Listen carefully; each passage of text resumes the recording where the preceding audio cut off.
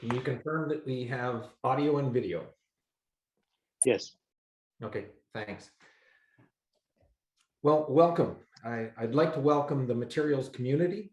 First of all, the distinguished panel members that we'll hear from later, and the GCMAC community as well. The theme that I wanted to introduce this morning was certainly about acceleration.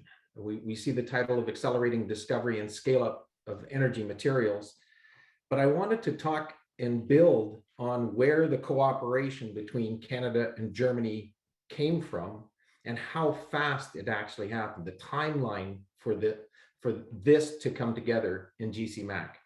And so I'm going to walk through a few slides that help us understand how quickly we actually got to this point. If we think of the first notions of where this started, it started back with the United Nations Framework Convention on Climate Change and the development of mission innovation. And the Paris Agreement was only adopted in December of 2015. It entered into force in November of 2016. And it's a global initiative of 23 countries in the European Union. Off on the side, you'll see that mission innovation, the challenges that were developed in the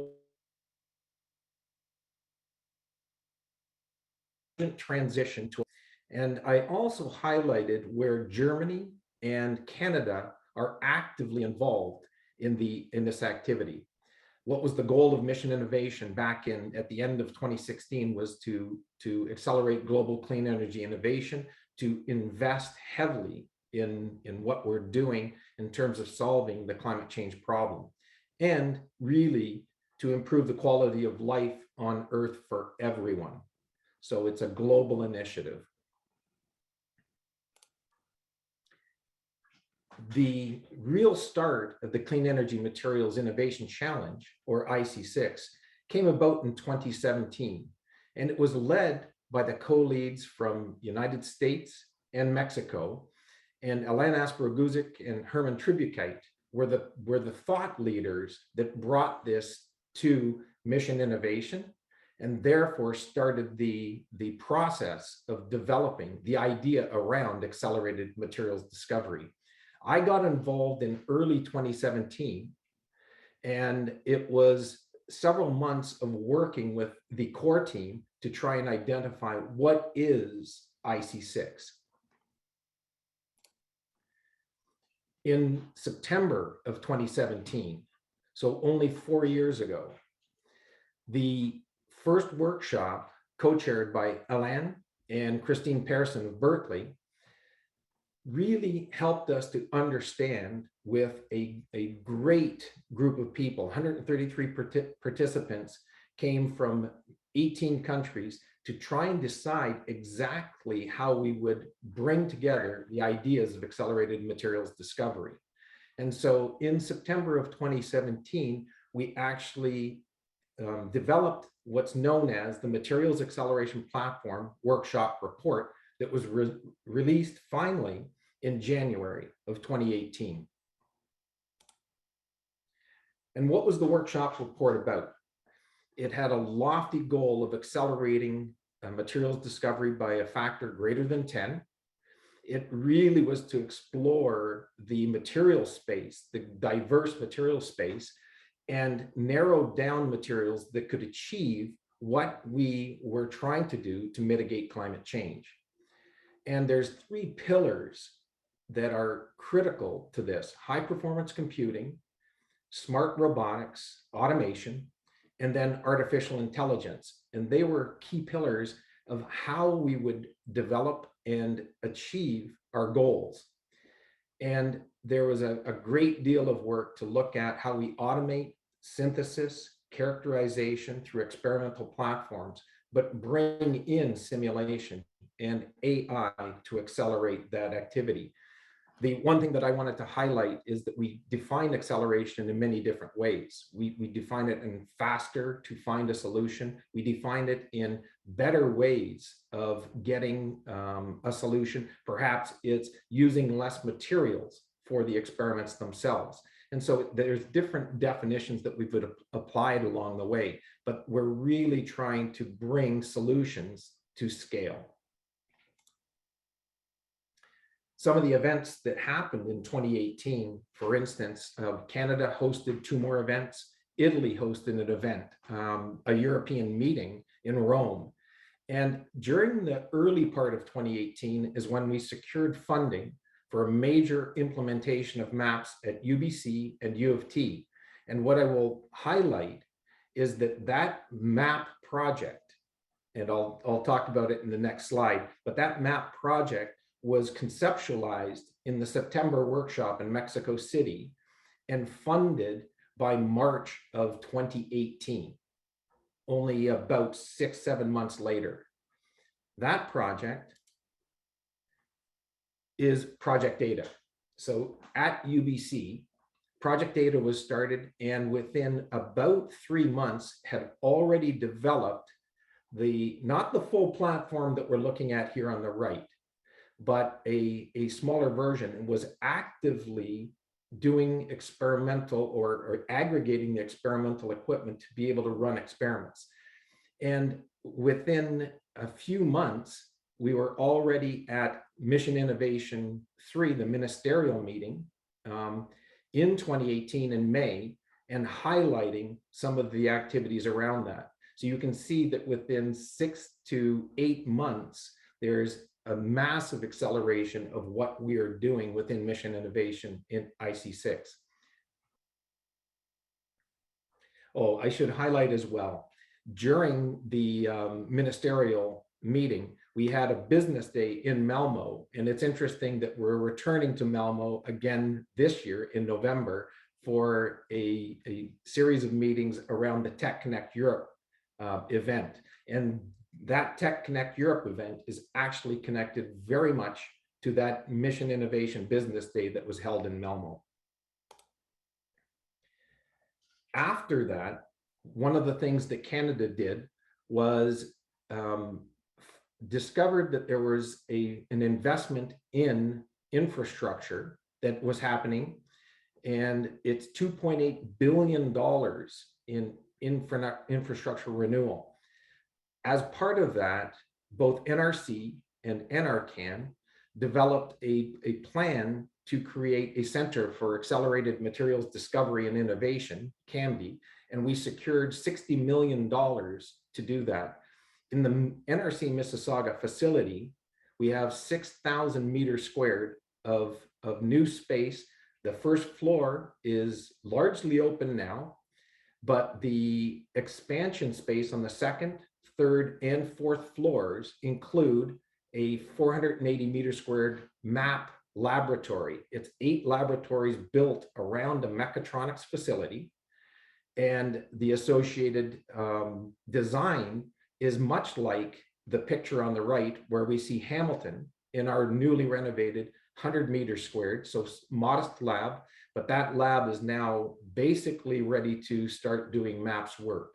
And that's an important, these facilities in Canada will be an important part of how we develop further within GCMAC for our training and exchange and MAPS related work. After that, U of T developed maps or not during, I guess, U of T developed maps in the Matter Lab under Ellen Asper-Guzik, and then recently launched the Acceleration Consortium, and we'll hear more about that later. But really the building of IC6 and M4E, we engaged the European Commission, we engaged the European Energy Research Alliance, Helmholtz, BOM, there's some representatives from BOM here today, and we are leveraging activities around Horizon 2020 on the storage research infrastructure ecosystem. We also held 2 events in Berlin during Berlin Science Week and a major workshop in Erlangen, hosted by Jens Hauck and Christoph Brabeck. You can see this map is one that we kind of carry to show some of the activity. And we really wanted to highlight the central focus of Canada and Germany on the map, where we are developing a great deal of activity. You can see some of the highlighted things, GCMAC being one of them, Horizon 2020 stories, Horizon Europe initiative, under Battery 2030, which is linked to our activity under the big map. So the main point is that Germany and Canada have really evolved under the banner of climate change and materials over the past 4 years to come to the point where we finally have arrived at the renewal of mission innovation. This happened where we identified that under Mission Innovation 2.0, the next 5-year phase, we are going to focus further on materials initiatives. And the reasons for that are fairly clear. We apply to virtually every solution in materials, but we also are trying to build enough to be able to develop solutions faster and faster. And it's recognized within Mission Innovation to be an important part of that change. I'd like to just highlight the fact, and I saw the 50th anniversary of the German-Canadian Science and Technology Cooperation, and I'll transfer over to Michael and to Rainer Musner for some comments around that. Thanks very much.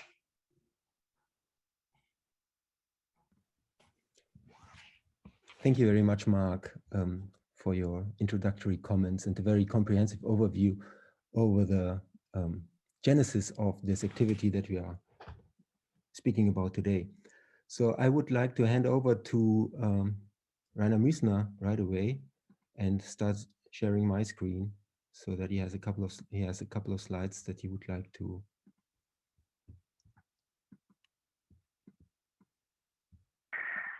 Thank you, Michael. Thank you, Mark, as well. Hello, everybody. I hope you can hear me. I have to say sorry right from the start because I'm not properly connected to the video system, but at least I hope that all the audience can hear me.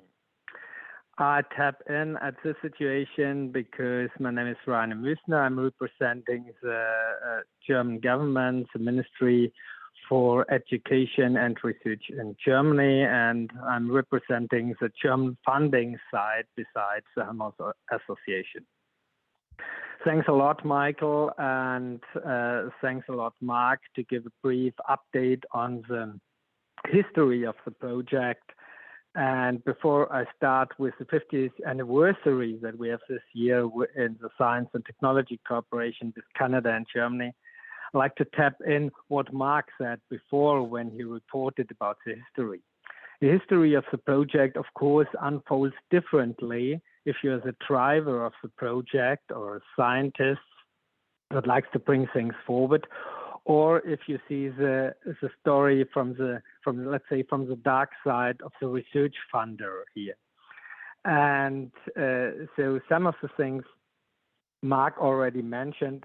The first time I've heard about this idea of a materials acceleration platform was indeed in 2019 in Ottawa, while we had our joint commission meeting with the colleagues from Global Affairs Canada and from NRC. And at that time in the coffee break, the colleagues from NRCan took me to the side and told me, Rainer, do you know about this amazing idea to start this German-Canadian materials acceleration platform? And at that time, I had no clue at all about it. But we had interesting talks at the premises of NRCan in Ottawa. And 4 weeks later, I was invited to come to Berlin to give a presentation at an event that Mark mentioned also. That was an event organized by the Canadian Embassy in Berlin. It was an event about the potential of material acceleration platforms and the digitization of materials research in general. At that time, I had the pleasure to meet Nanduri Bhatt, the General Director of NRCan, and we both exchanged ideas and were convinced at that time that it's an excellent idea to foster the collaboration between Germany and Canada, in particular in the field of materials research. That's just a short introduction. And now, why do I talk about the 50 years of science and technology collaboration?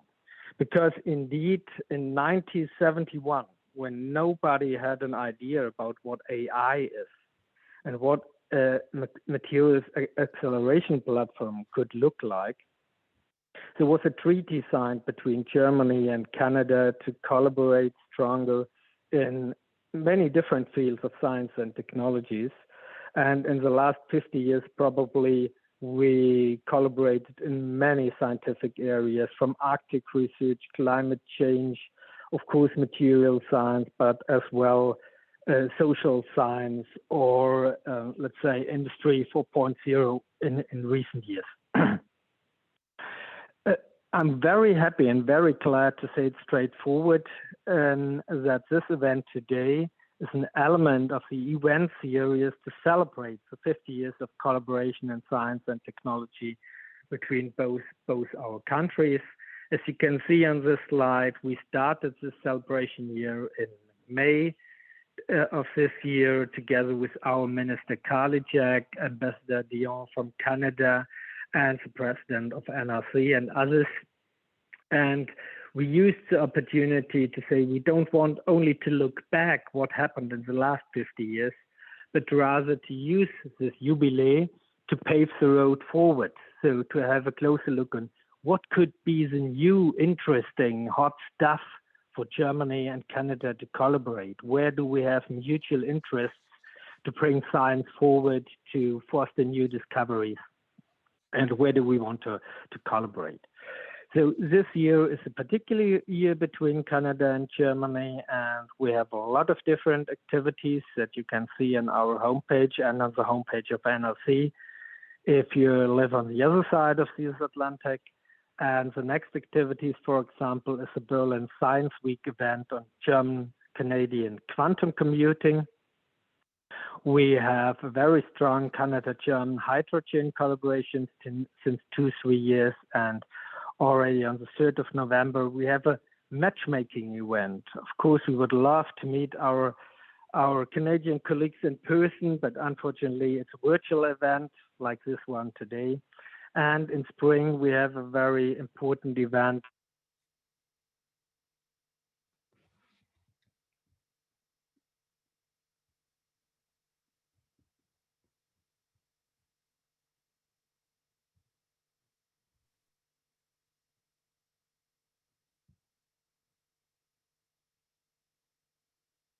So I think we lost the connection to Yeah, Rainer. lost the Yes. connection. Yeah, unfortunately. Okay. Rainer, if you hear us, we cannot hear you, unfortunately.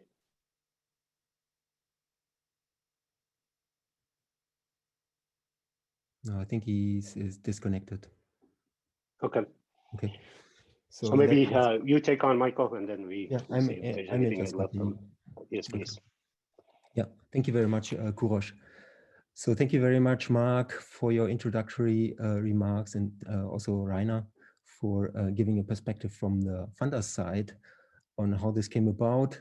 I'm Michael Eickerling. I'm a director at the Institute of Energy and Climate Research in Forschungszentrum Jülich.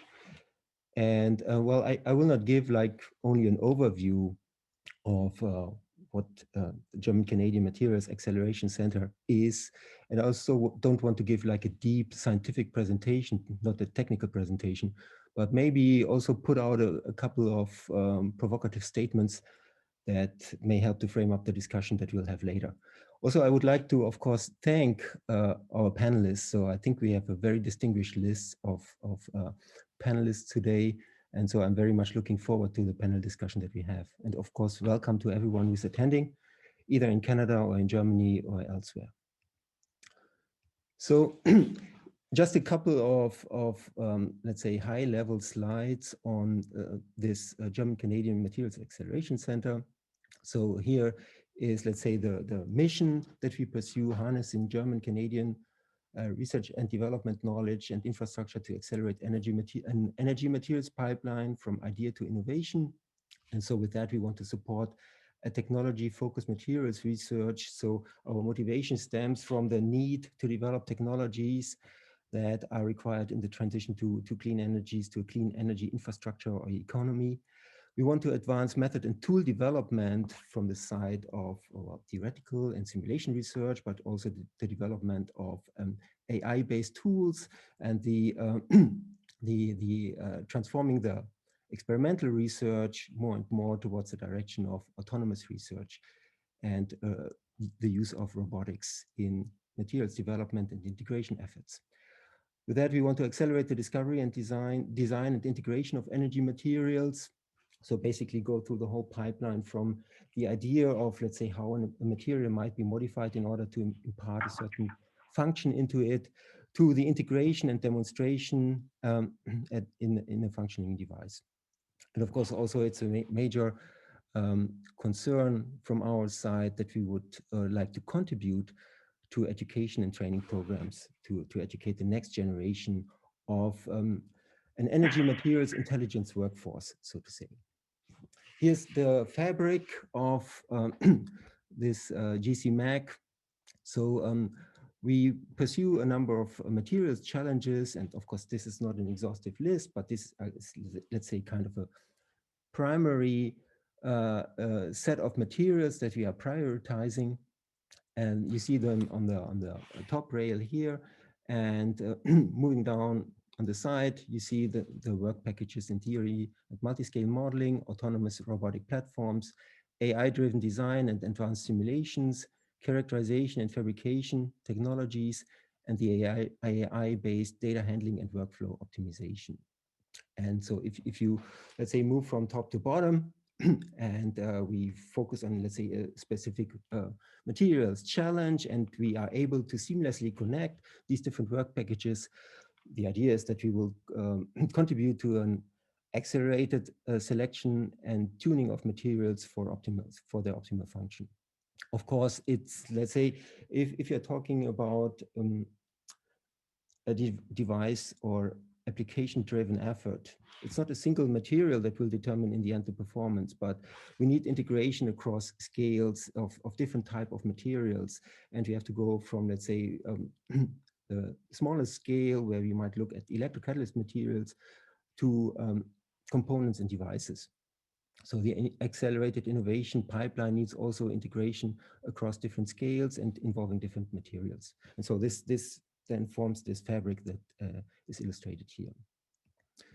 So from the German side, Mark talked a little bit about commitments and infrastructure that exist on the Canadian side. So on the German side, there are two institutes that form that are part of the core group of collaborators that came together in this Materials Acceleration Center. Both are from the Helmholtz Association, the Forschungszentrum Jülich and the Karlsruhe Institute of Technology. The Helmholtz Association is the largest among the associations and societies in Germany that pursue the spectrum from fundamental to applied research. You see the research areas of energy, earth and environment, health, key technologies, matter, transport and space indicated here. Well, these numbers are from, I believe, 2019. So probably now there are more than 40,000 employees distributed over 19 centers in Germany. And if I bring up my pointer. So here we have Research Center Jülich, and we have the Karlsruhe Institute of Technology here, the key contributors to GCMAC. Of course, we are associated with universities in Canada as well as in Germany. And so this makes it a really very, well, pan-Canadian as well as pan-German activity of well-connected scientists. So a few facts and numbers about Forschungszentrum Jülich here. So there are 6,800 employees currently, very large proportion of scientists, doctoral researchers and postdocs, and trainees, 315 here. And so you see the revenues also shown here with a proportion of external funding of about 40% or more. And so the strategic research areas in Jülich are information, energy, and bioeconomy. So we pride ourselves in having one of the fastest supercomputers in the world here. And things are, let's say, connected with increasing efforts in simulation and data science. And so KIT, the Karlsruhe Institute of Technology, is calling itself the Research University in the Helmholtz Association. And you see the research profile of KIT with major efforts in energy, information, and mobility, and several topics that are being pursued. And our co-lead at KIT is Pascal Friedrich, who is a junior professor in computer science and leading a group for AI, artificial intelligence for materials science, and connecting with various activities in materials research, chemistry, so catalytic systems, and also contributing to the automation of experimental platforms. So now a few, let's say, technical remarks or scientific technical remarks.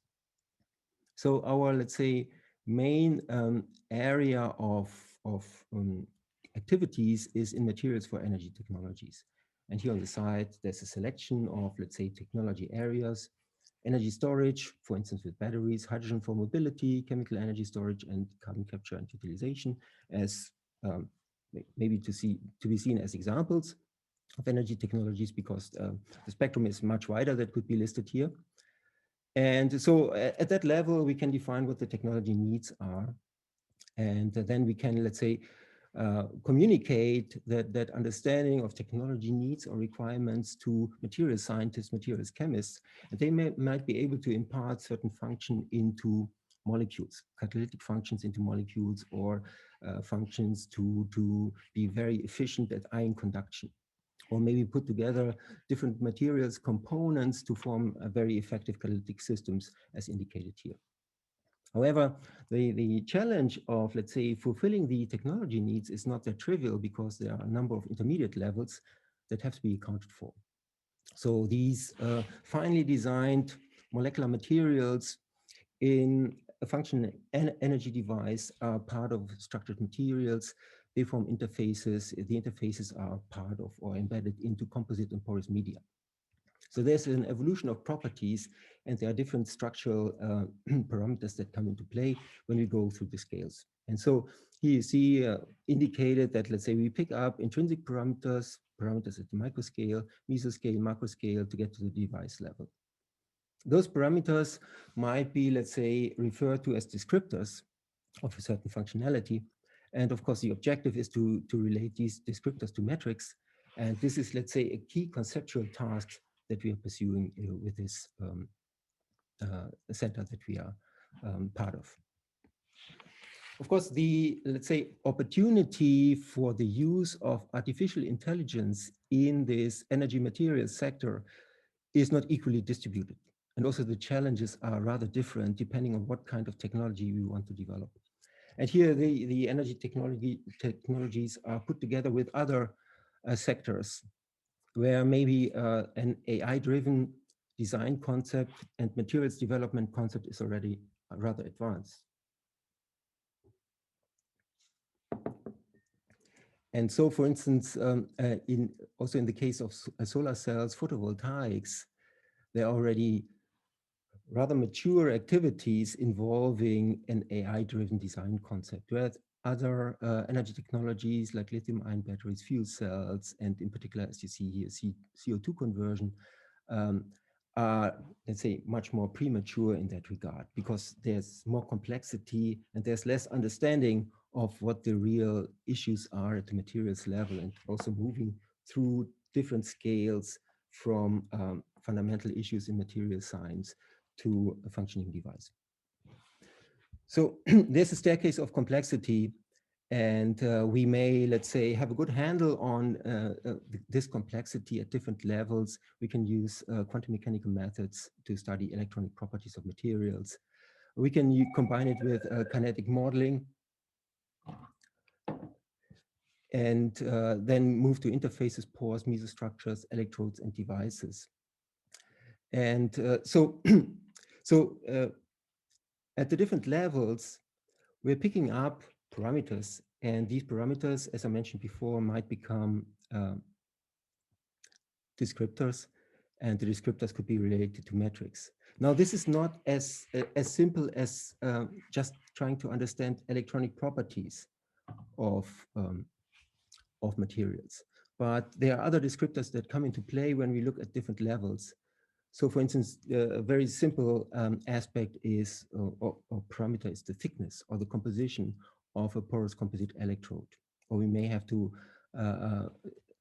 carefully understand the porous structure, the wettability, and so it's not clear, let's say, what descriptors are the most important ones as we move along the scales here.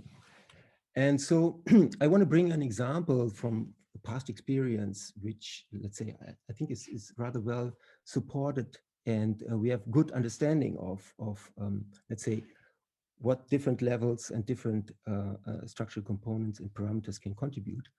And so we are looking here at a metric of performance, or let's say a figure of merit for a polymer electrode fuel cell, and that is the mass activity. So it's the current that the fuel cell would generate divided by the loading of the catalyst. So basically it's performance divided by cost. And with good understanding of materials that are utilized in these cells, we can decompose this metric. There's a contribution from intrinsic activity, there's an impact of statistical utilization, and there's uniformity of reaction conditions that must be accounted for. So reactions will not be uniformly distributed in the electrodes, which contain the platinum as the most expensive components of such cells. So now we can ask a question like, is there a Moore's law of PEM fuel cells? So that might be something interesting. And so if we extract performance data or data for this mass activity from the literature, and we show it here on a semi-logarithmic plot over time, so how has this mass activity evolved? So there are different steps in that evolution. So first, realization of such a cell, like a demonstration, very simple demonstration at the end of the 19th century. And then there was a major break that came about 60 years ago. And that was a completely new design concept for these cells using polymer electrolyte membranes. And with that, then performance really took off, performance specified in terms of the mass activity. And just a couple of steps are indicated here. But what you see is an exponential growth. So the mass activity has increased by about a factor of 1,000. And this is something that I find really astounding, absolutely remarkable, because this is not a commercial technology like integrated circuits that we are talking about here. These are fuel cells, which are not a product that one can buy, and they are not highly commercialized yet. So still the development has taken place, and this improvement has been achieved. Also remarkable is that, well, this improvement came not from intrinsic activity, so not from the catalyst itself, because the catalyst has remained platinum, but from other aspects of electrode design. Some ingenious ideas of modifying the electrodes by impregnating them with ionomer and scaling down the catalyst from, let's say, extended surfaces, from bulky platinum black, to nanostructured thin films, or to nanoparticles deposited on support. That's one important aspect here. Then what I've shown here is this exponential growth over the years. And so this corresponds to the black line that is seen here. Catalyst development has even been more rapid, but it seems like there's little percolation of advances in catalyst development to mass activity if evaluated at the MEA level. So that means, or the conclusion to draw here, the point that I want to bring across here is, we cannot focus on one aspect of the materials design. It's not only about mass activity, but we must also focus on other aspects of electrode design and integration and so on. And one more, well, let's say, piece of background information or motivation, so to illustrate that point. So in Canada, we had a very successful network that involved, well, 17 academics, 100 PhD students, and it was hugely prolific in terms of paper output and meetings that were organized. We also connected with partners in Germany. So we had funding in Germany. The Federal Ministry of Education and Research funded the partners in Germany. And in Canada, it was the Automotive Partnership Canada. And so I just show or take out one of the, let's say, areas that was developed in this catalysis research for polymolecular fuel cells in this network in Canada. And that is the development of catalyst materials, electrocatalysis. So new materials or materials modification strategies that were applied. So here we have the platinum on carbon, and so has a certain, let's say, performance. Again, this mass activity that I talked about before. And there's a certain loss of platinum over time of operation. So this corresponds to typical testing cycles for the long-term stability of these catalysts. And a certain amount of the catalyst is lost, and that can be specified by the properties that is shown here on the y-axis. So in this network, as I said, various modification strategies have been applied. And so the different colors of the symbols here correspond to different materials modifications pursued in different participating groups. And you see here, there's one catalyst that stands out in terms of, let's say, performance. So it gives a very high mass activity, probably an improvement by about a factor 10 compared to the platinum on carbon that is state of the art. And also it reduces very much the loss of the catalyst over time. So instead of 50% here, we are losing only about, let's say, between 5 and 10% in this case here. So this is a combined effort. So the platinum was modified in various ways. So it was alloyed with nickel, and there was a substrate that was used. So platinum was put onto this substrate, and the electronic properties of this substrate were tuned by mixing oxygen and nitrogen. So this is the titanium oxynitride substrate. And there's also an aspect of the smoothness of the film, so the morphology that played a role in stabilization of these catalysts. So now you wonder, let's say, something has been found that exhibits a tremendous advance in activity, so should perform much better, and also is much better in terms of the stability. So you would assume that something like that has been integrated by now into cells. So this network was run between 2012 and 2017. But this integration hasn't happened because all of the data that I show here were recorded and were gathered at the laboratory scale. So the integration into a device and, let's say, the testing under real conditions of the fuel cell for this kind of material has never happened. So now, how are we going to succeed with new energy materials?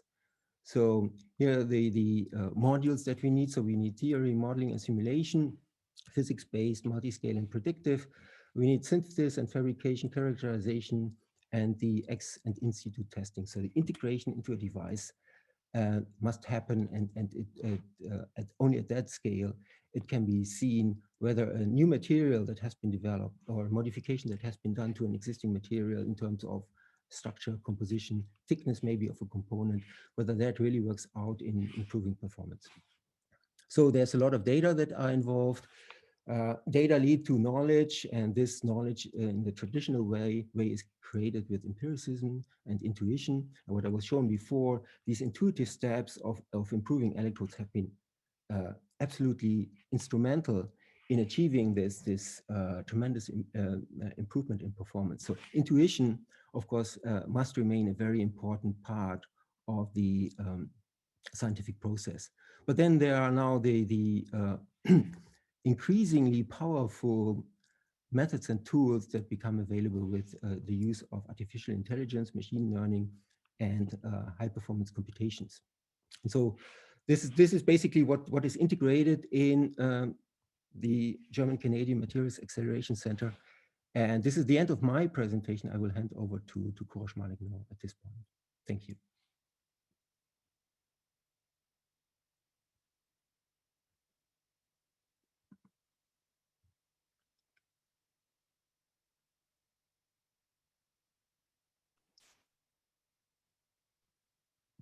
Thank you, Michael, and thanks everyone.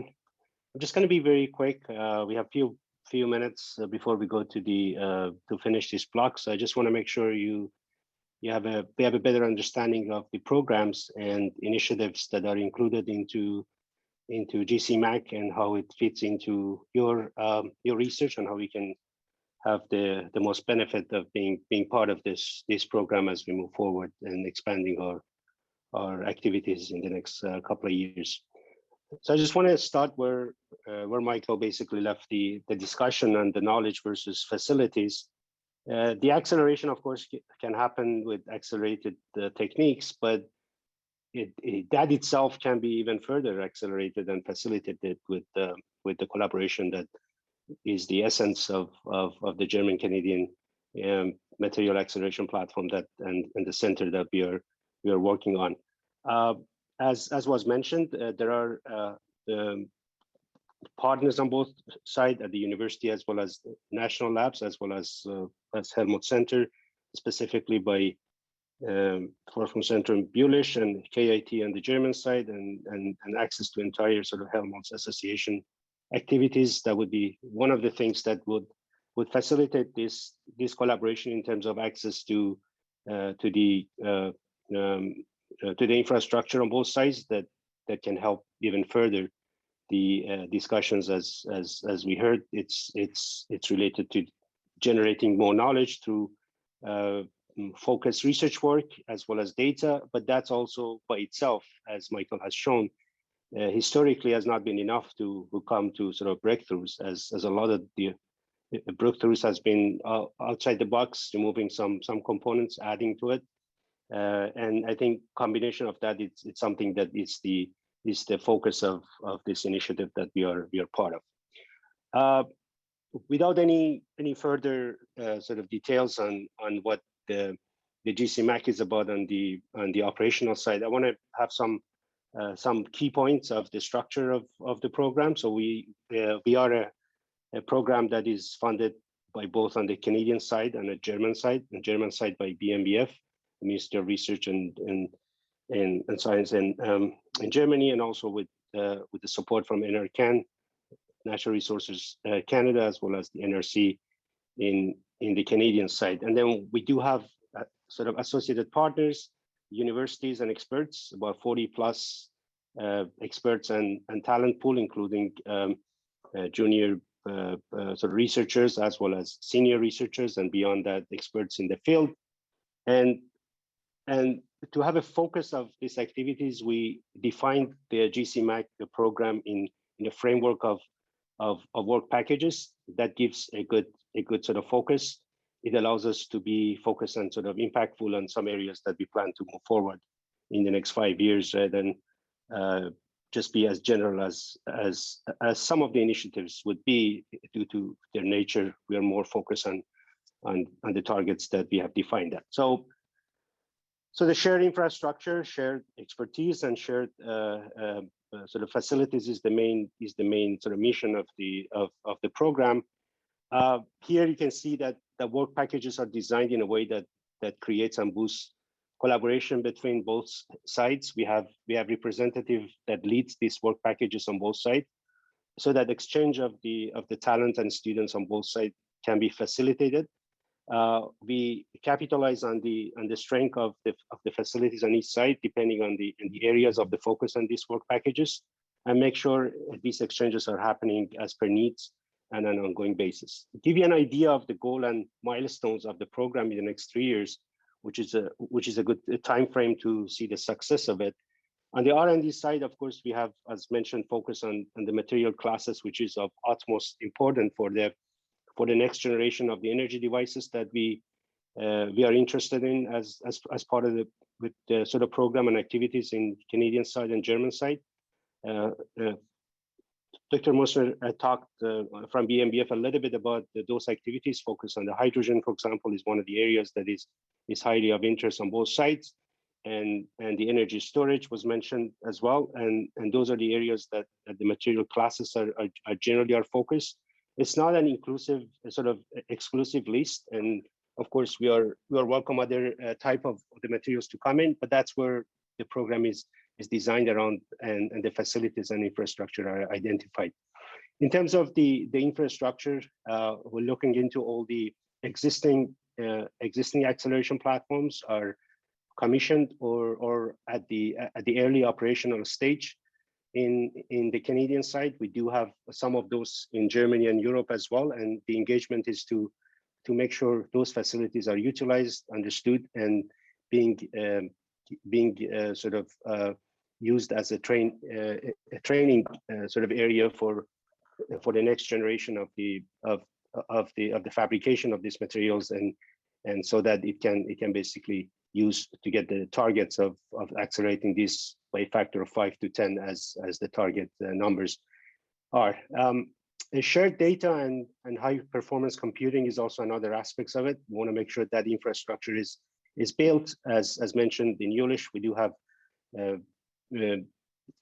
great deal of activities in that area, and of course, the data is not always well shared and established specifically on the areas that we are of utmost interest here, and that would be another element that we're going to get into that next year. And then facilities, of course, has to be streamlined as much as possible. We do have training workshops that basically initiate a lot of this understanding of those that are not familiar with this accelerated facilities and on the level that basically it gives hands-on experience with the people to basically use this or acquire this for their own research and development purposes. Technical workshops, of course, we do have this one that is aligned with the 50 years Canada-Germany celebration of the collaboration. But the other workshops that we have in planning in the next years would be more focused, of course, on the specific topics of interest. We do have summer schools that also are part of our activities in the next 2 years in terms of the specific topics that feed into understanding of the systems and applying them into the problems that could be of interest of any of the researchers on each site, as well as the industry partners. We do have planned for 2-3 training workshops overall in the next 3 years. And finally, technology adoption, it's too early to basically talk about it, but we're looking at the sort of early demonstration of some of this at low TRL, using these facilities and basically have some benchmarking how applying of these methodologies and facilities has accelerated reaching this point. And as mentioned, a combination of the existing work, historical work on both sides, the R&D facilities, and the knowledge that experts are bringing in would be essential to get to those goals.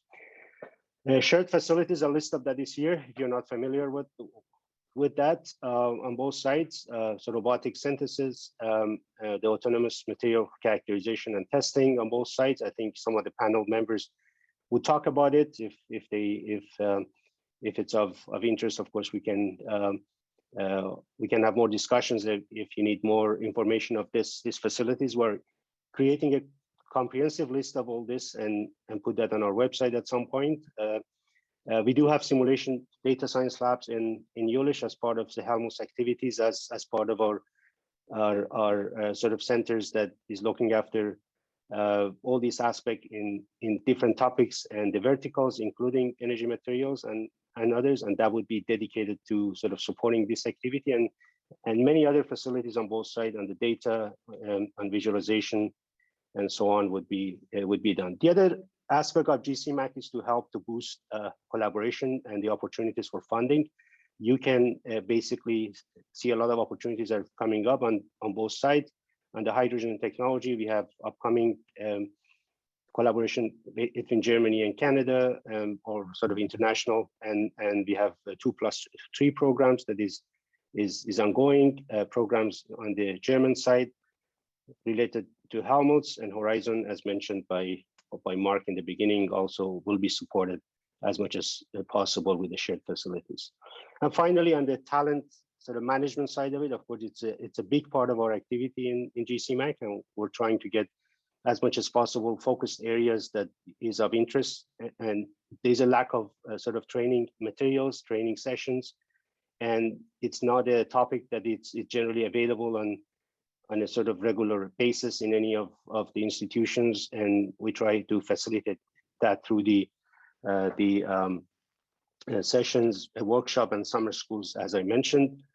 We have engaged students, young researchers, with a good ratio of the gender ratio as well in the program, and that's the target that we are following in the next couple of years.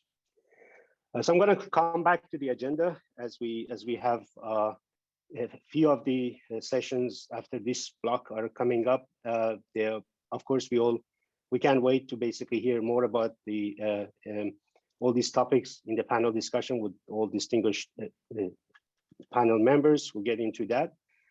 We do have a networking event that includes breakout sessions. There's some information on that here I provide, and then we have a reporting a wrap up of the whole sort of workshop at the end. It's my pleasure to introduce the moderator of the panel. We have distinguished list of panelists. The moderator, Professor Panner from BAM. BAM is institute. It's a federal institute of material research and testing in Germany, as part of the federal Ministry of the Economic Affairs and Energy. And we are very, very happy and pleased to have him as part of our workshop today. He will be moderating the entire panel, introduce the panel members, and will lead the discussions as we will be looking forward to hear and participate. If you haven't had a chance to send your questions so far, you're still able to do that as part of the entire sort of workshop until we start the panel. The panel takes about 60 minutes on the discussion and about 30 minutes for the presentations of the panel members. So you have about 90 minutes to have your questions. If anything comes up, we'll be happy to sort of reflect on that and address it as we move forward. In terms of the breakout sessions, we have designed 3 breakout sessions. We'll be starting that right after panel ends, and then you have a chance to go to each of these rooms.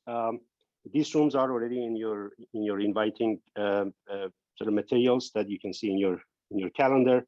Room 1 is more on the application and commercialization. Room 2 is self-driving labs, and fair data is on the room 3. We have different sort of moderators and facilitators there as well that take notes and report on that at the end. So if you forget which room is what, if you go back to the invitee, and also we will put that in the chat to make sure that you have access to it.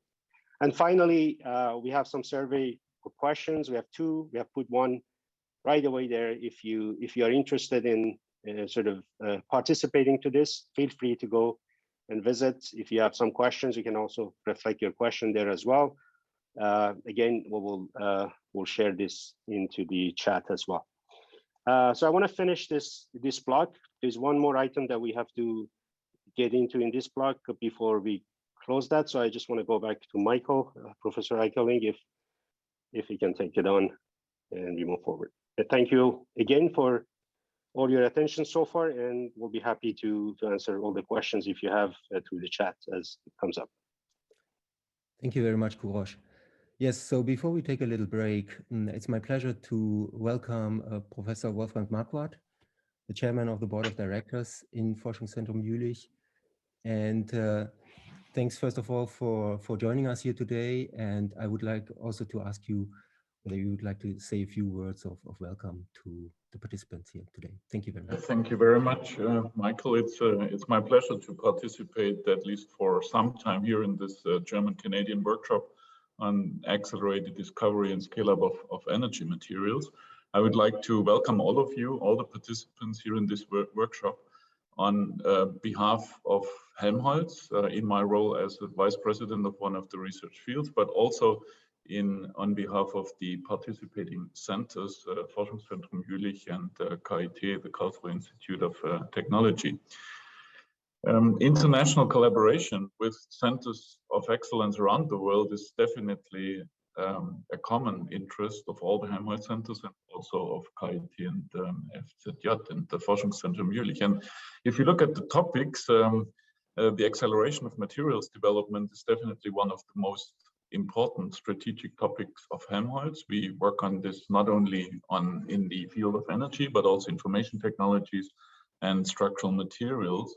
And in all these efforts, the linkage between experimental and digital methods and tools along the whole materials life cycle, from discovery to rational design, processing, and application, is at the heart really of these activities. And the focus of your meeting is, I think, most important because it might lead, the activities you are working on might lead to really a new era of materials design, of materials development, because we are at the edge of merging data-rich materials characterization methods, multimodal ones, also providing us the opportunities to do correlated analytics, the computing capabilities, not only the hardware, but also machine learning, data analytics, and simulation in its combination, and also automation and robotics.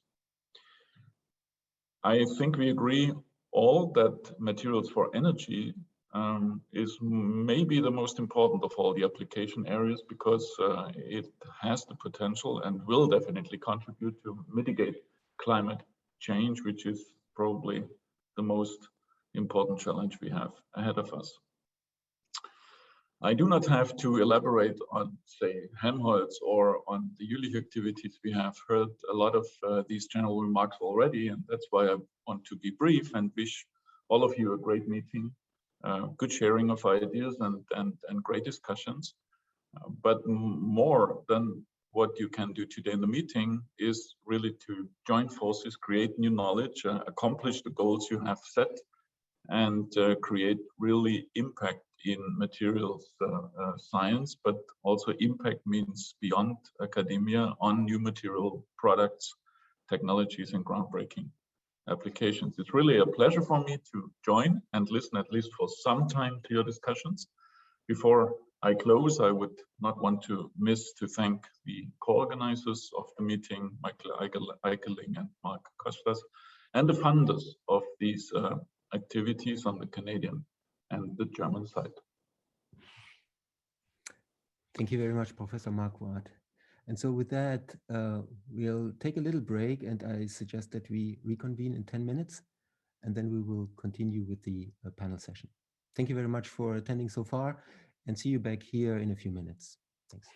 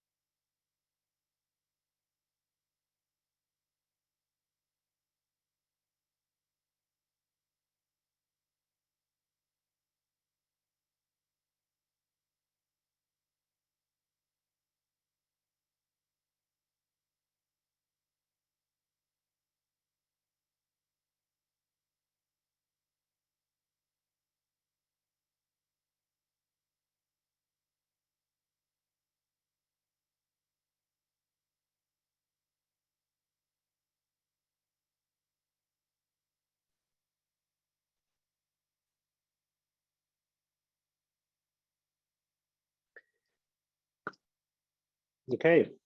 I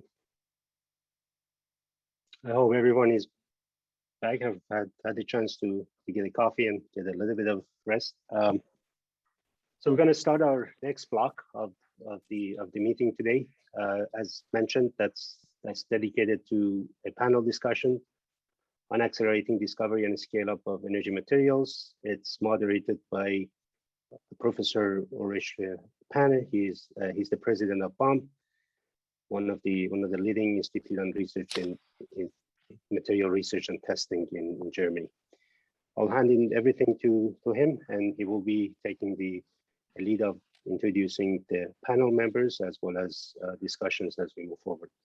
Professor Panne, please. Yeah, thank you very much, and I'm very pleased to be today with you. And I think it's something between hello, good morning, and good afternoon for all the time zones we are connecting here. As you already mentioned, I'm the president of BAM, the National Institute for Materials Research and Testing, and we are situated in Berlin and also engaged in some of the activity with materials acceleration. I have the pleasure today to moderate this distinguished panel, and you already saw the way we are doing this. We have 6 members of the panels, which will shortly introduce themselves a little and also have an opening statement, and then we will try to explore a little bit on a higher level the research and development strategy which is needed for materials acceleration, and what are the conditions really to move the ideas from science into innovation. That means to get things on the road, so to say. And we will move on into the panel and introduce, and I would like to introduce the first panel member, Dr. Shana Knights, who is the Technology Collaborations Director and Ballard Power Systems. And Shana, we are pleased to have you here, and I think it would be now time for your opening statement, please. Thank you, Ulrich. That's very happy to be here. Hopefully everyone can hear and see me. So I'll just introduce myself, briefly introduce my company, and make a statement as mentioned. So I'll just take a couple minutes to do that. So I'm at Ballard Power Systems. I've been there for about 26 years. So I've been working on fuel cell power for most of my career. So I'll just briefly introduce what we do to give the context. So we deliver fuel cell power for a sustainable planet. We operate globally in a number of markets, particularly clean mobility and stationary systems. So in terms of mobility, heavy duty is really our focus, vehicles and rail, marine vessels, also materials handling, some forklifts, and light duty vehicles. And stationary systems, distributed generation and backup power. And we make heavy duty fuel cell power modules and fuel cell stacks, as well as fuel cell power systems. We also provide technology solutions to customers. We are fairly vertically integrated in what we do, and we continually invest in our technology and product development. So we're very interested at all scales of the technology development, from the components and the subcomponents at the electrode level, the MEA level, the plates, building into the stacks, the fuel cell modules, and the fuel cell vehicle integration, which we work with partners to do. So just talking a little bit about fuel cell research needs, really the next generation materials development is a cornerstone for that. So as I think Michael introduced quite well, materials really are the basis, and we build from there. But there's many other things that we need to do to support that materials development. And that all feeds into the next generation product improvements. So we have to have those mechanistic understandings. How do those materials interact? How do they contribute to the performance of the actual device? What are the models that we need to have, both first principles and engineering models, to make sure we can design appropriately. We need to have advanced diagnostics and control techniques to help understand how this all works together. Of course, we need quality control techniques. A key part of next generation materials development is how are you going to scale that up? How are you going to manufacture it? And how do you do that reliably and repeatably and with great quality? And of course, characterization techniques underlies all of it. So there's a lot of different activities that need to be done to support the advanced materials development. And the AI and is really something that's being introduced. And we see there should be great advances as we move forward with that. And I'm really excited to see and excited by the work that I've heard about this morning, how that's going to hopefully transform some of our research activities and really accelerate our next generation product improvements. So with that, I'll turn over to the next panelist. Thank you.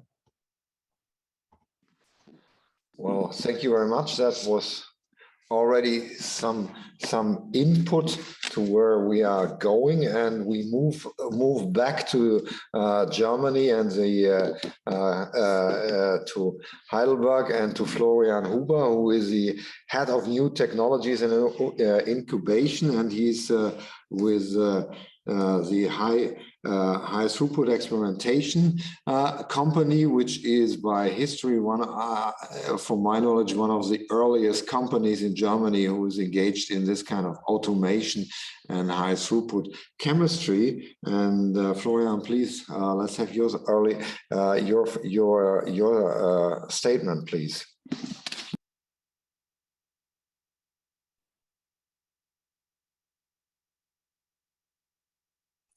Sorry, I forgot my micro. Now back to the slide. Okay, so it was said already. I'm with HDE since 10 years now. I'm head of the new technology and incubation, where we look for new trends that are interesting for you. HDE stands for high throughput experimentation. That means a company name is program. We are focusing on materials discovery, for example, mostly catalysis, but nowadays also batteries. We operate the largest high throughput lab in the world. We are around 350, somewhat more people, and we are 100% subsidiary of BASF, and we are located in Heidelberg in Germany. So our business offerings are twofold. It's R&D solutions and technology solutions on one side.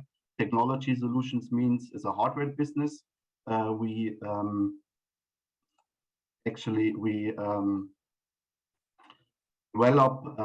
build test equipment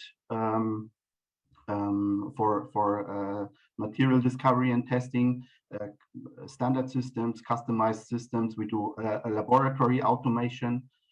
And on the other side, it's custom contract research. Meaning we do material synthesis and testing for our customers, catalyst process development, scientific consulting, technical service for our customers. Most of our customers is industrial, not academia, but industrial in all areas of chemistry, and nowadays more and more also batteries. So there's a third pillar, which is part of the two structures, which is software at the moment, where we focus on process control software and also database software. This is at the moment no separate one, but it's actually emerging quite fast, and maybe in the future it becomes a third independent pillar.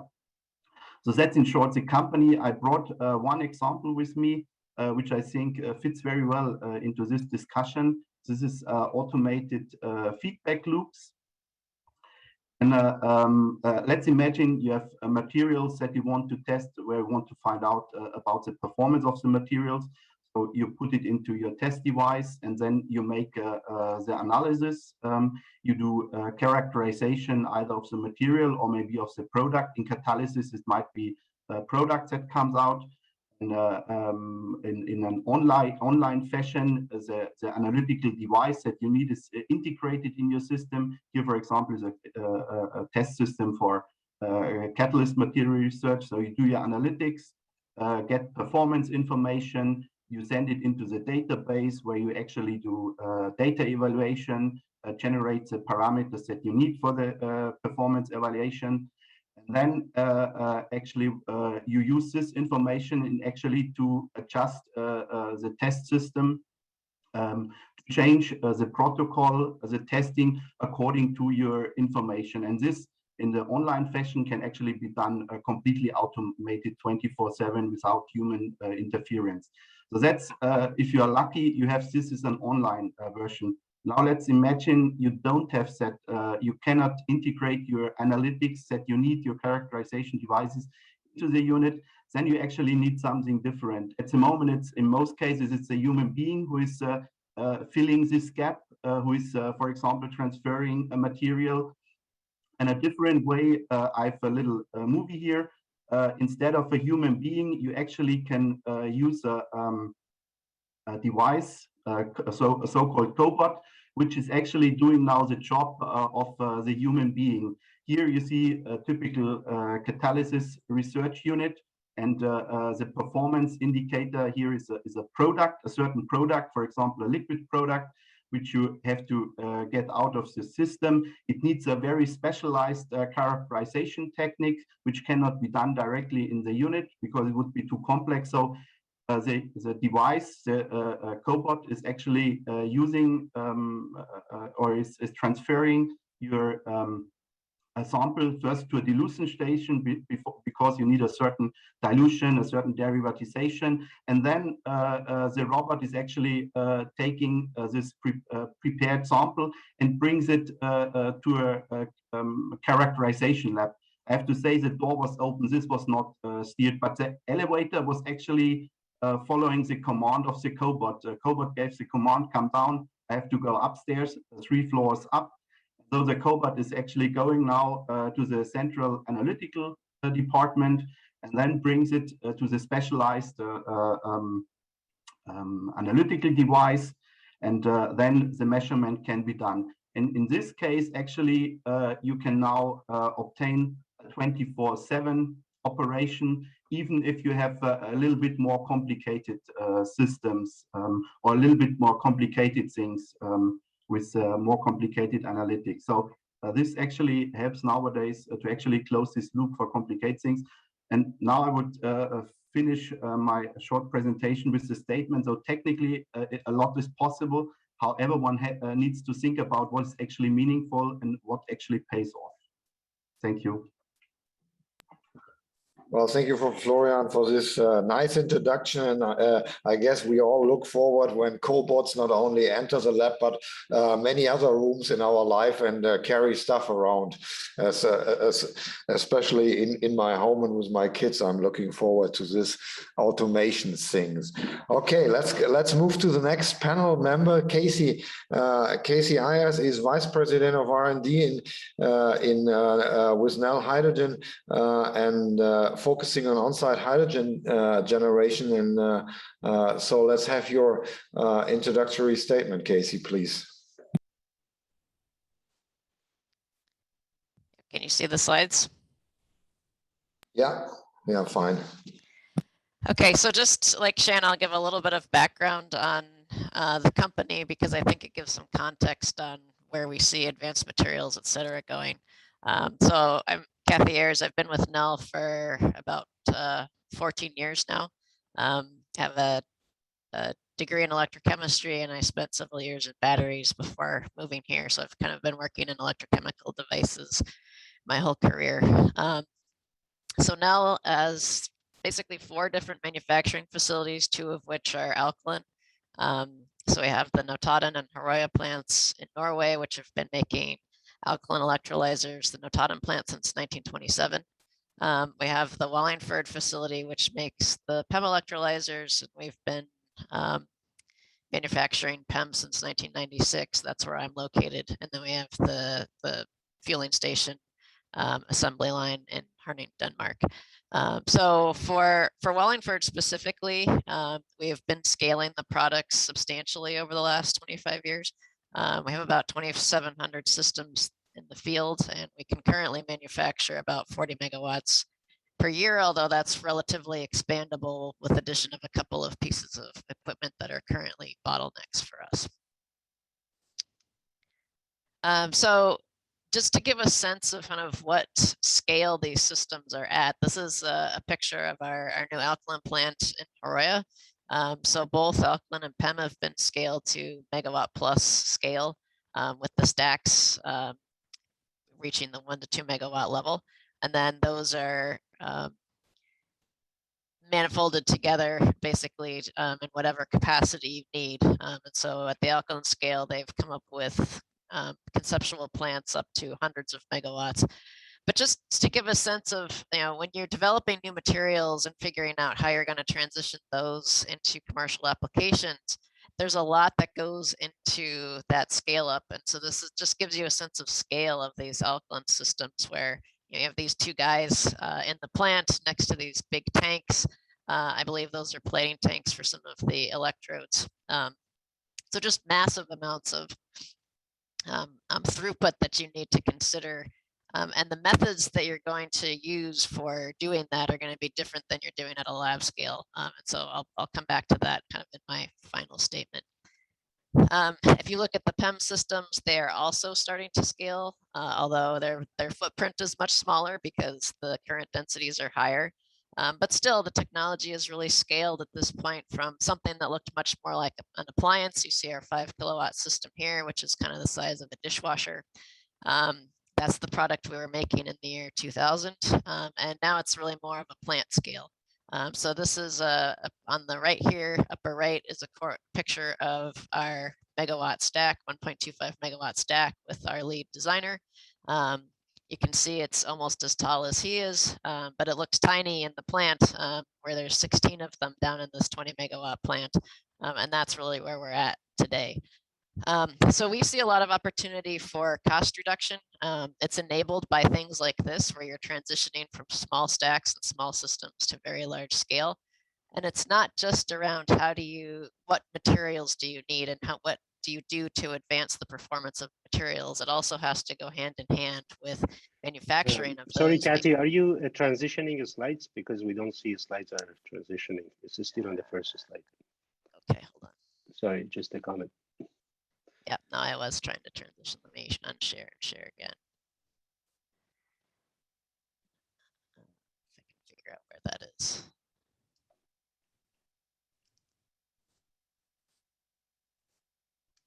I'm having trouble figuring out how to get out of full screen here. Scroll up to the top of the page. You might be It's able not. to. It's not a page for me. It's a bar. So that's what I'm Oh. having trouble.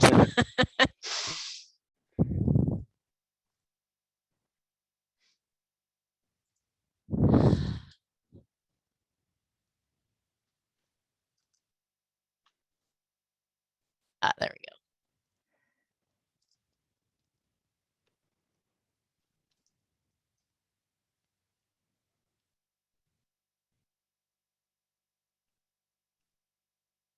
Okay, do you see the PEM screen now? Yes. Yeah. Okay, so maybe just to go back for 1 second, if you didn't see this one. So this was the alkaline plant that I was talking about, and you can see here's the people next to in the middle of the picture, next to these very large tanks where they're processing electrodes. And then here, the PEM system, where we have the 5 kilowatt system, the 1.25 megawatt stack, the 20 megawatt plant. And so as I was saying, we really need to figure out how are we going to not only come up with better catalysts, membranes, et cetera, but how are we going to make them? How are we going to integrate them? And how are we going to get them into stacks at the scale? And that requires both collaboration kind of across the spectrum from university to industry, as well as making sure that we're measuring things properly and in the same way so that we're communicating in the same language. So I'll stop there. Well, Thank you for the statement. And the last system was really the size of a washing machine. I can confer to that. Yeah. So from industry, we move now on to the next panelist, which moves us a little bit back to academia. I have the pleasure to introduce Alicia Main from the Simon Fraser University, and she's a professor of innovation and entrepreneurship. So we moving from industry more into how to get materials from idea to an innovation. Alicia, please. Great, thank you. And good morning and good afternoon to everyone here. Really enjoying the talks thus far. I'm Alicia Main. I'm an innovation and entrepreneurship professor who focuses on science innovation. And I have a background in materials engineering. All of my degrees shared one materials engineering degree, along with technology policy and innovation management. And I was lucky enough to study my PhD with Mike Ashby, looking at material selection and doing the focus of my PhD, which was around innovation and adoption of new materials. And so I've been in a business school since then, and have been teaching scientists and engineers mainly about early stage things that they can do to help their inventions get out into industry and into adoption in the world. And the perspective that I take in my research and in my teaching is trying to distinguish the characteristics that are different about science-based ventures. I have a lot of work on advanced materials ventures, because it's typically a small venture in the last couple of decades that has been getting breakthrough invention out of research labs. It's not the big corporates anymore. They buy up those companies. And so distinguishing those in terms of the uncertainties they face, the time that it generally takes from invention to first commercial revenue, and the types of costs involved, and then how that impacts strategy for ventures, how that impacts university leadership and their decisions, and innovation policy. And I published in Nature Materials a few years back a review article with a venture capitalist, Purnish Sigopal from Pangea Ventures. They're an international VC that invests in advanced materials and nanomaterials firms and energy firms. And so we did it from the academic and an industry perspective. He also has a PhD in materials engineering and about 30 years of investment experience. And we looked at that earlier graph and tried to distinguish and talk through systematically the differences between a technology venture and science-based ventures, and in particular advanced materials ones. And clearly we see it in the development time, which this workshop and this group of people are doing amazing things to try to shorten that period of time from invention to first commercial revenue, from coming at it from both directions and trying to come in with the data that says, here are the technological attributes we need. Let's find a material to fit this need. So that's one way of shortening it for sure. The R&D costs involved, and the goals of this initiative are to reduce those costs as well. And then the commercialization costs, the things that Kathy was just speaking of in terms of all of the uncertainty and the expense involved in trying to see if that new material you develop can scale and can be economic, at the volumes that you need for that application.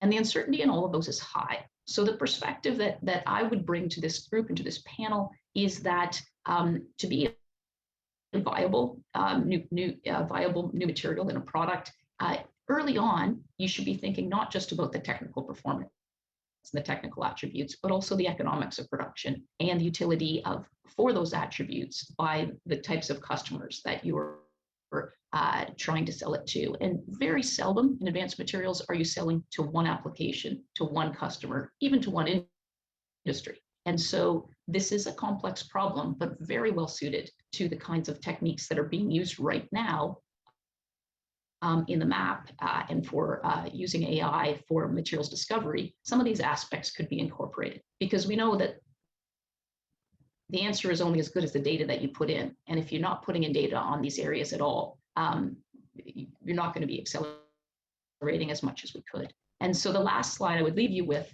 is that I believe this is some work that we've been doing on build for scale strategy of what you can do while still in a research lab, focusing on the scientist and the scientist entrepreneurs and their lab members. What are the capabilities that they could have to try to accelerate this materials discovery and commercialization process? And then this area, particularly this capability of technology market matching. How do we make that better? How do we feed data onto that into these sort of AI platforms to help us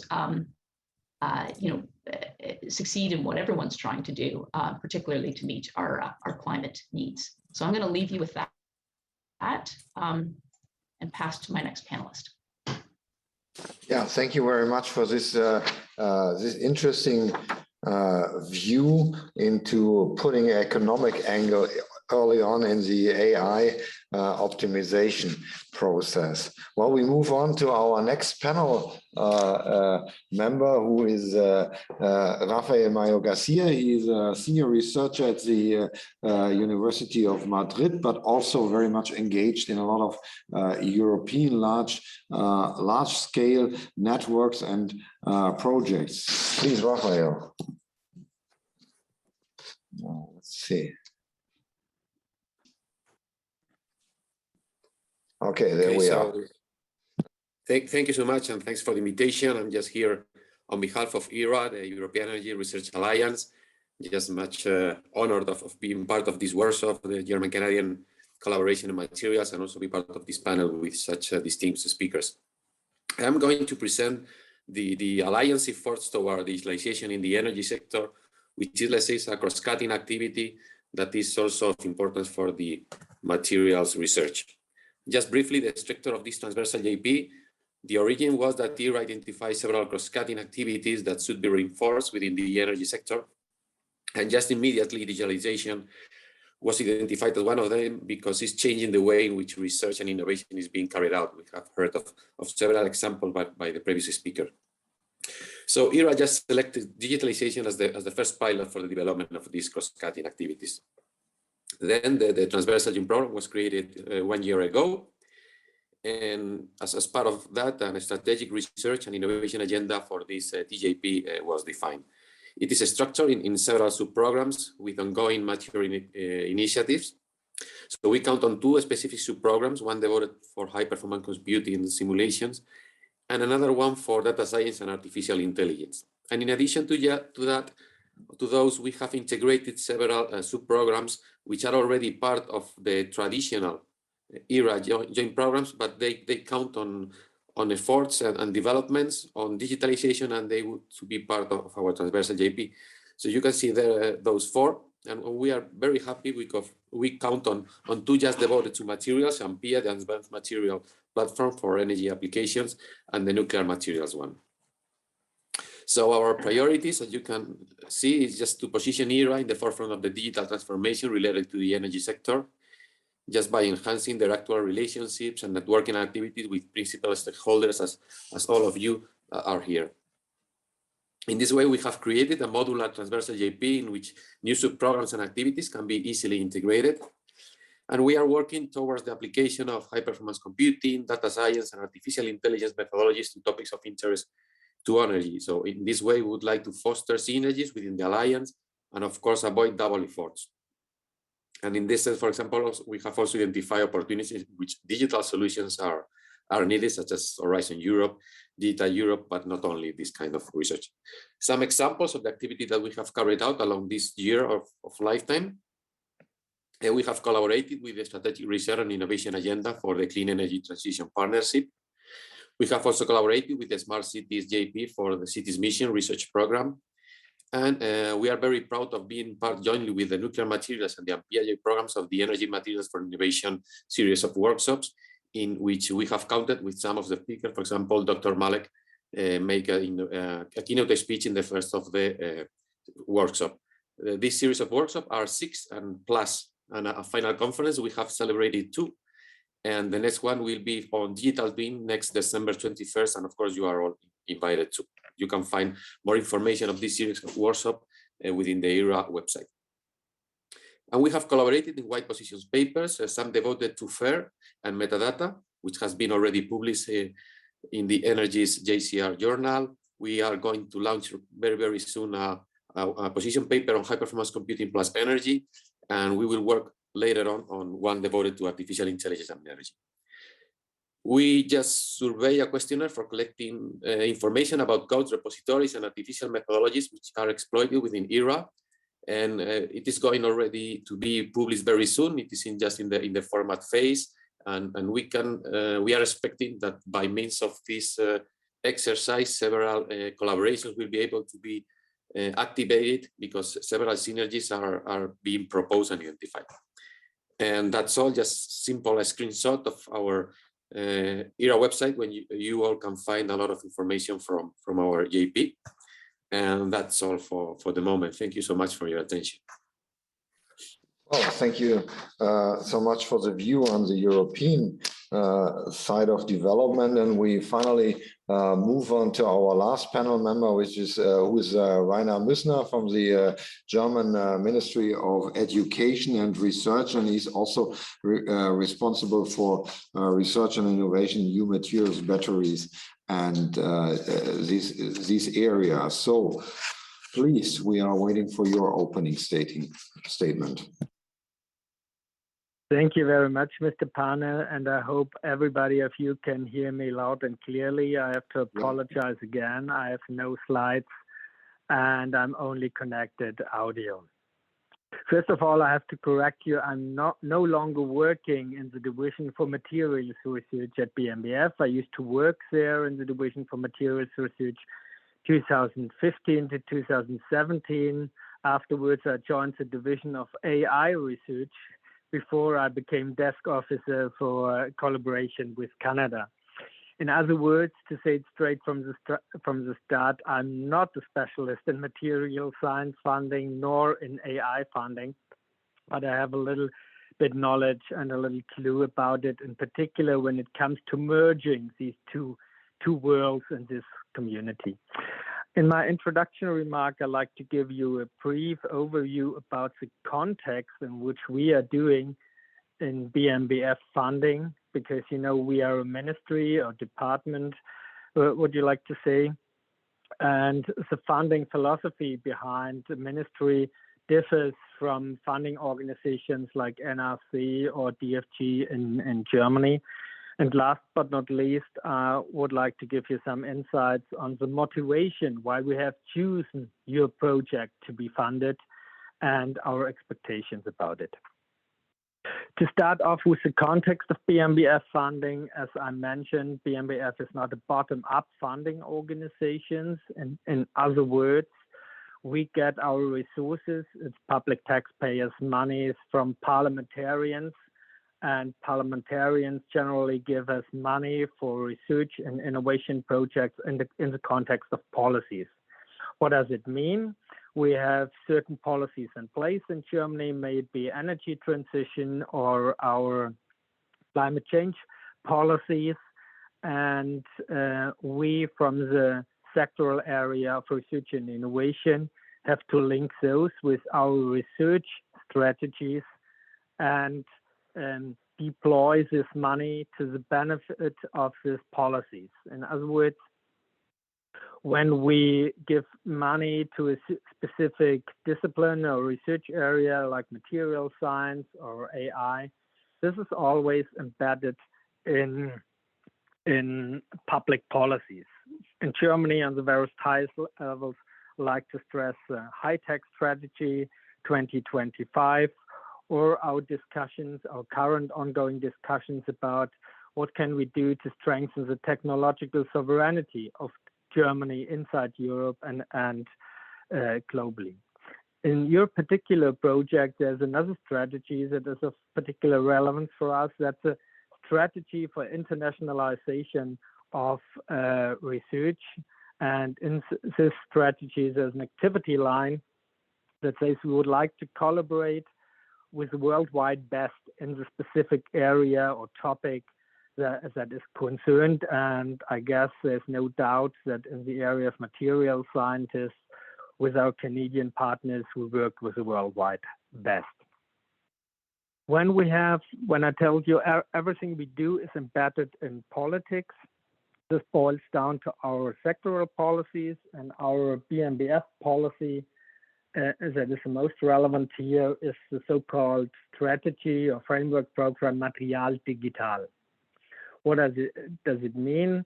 It's a strategy framework program where we invested already nearly 30 million euro in the last years to strengthen the merger between digital technologies and material research. This is necessary from our point of view due to the fact that we have ever faster innovation cycles. It's a little bit, I'm tapping on what Elisha said before. Time is a very scarce resource we have in the innovation cycle, and pull factors from industry who need new materials for specific purposes.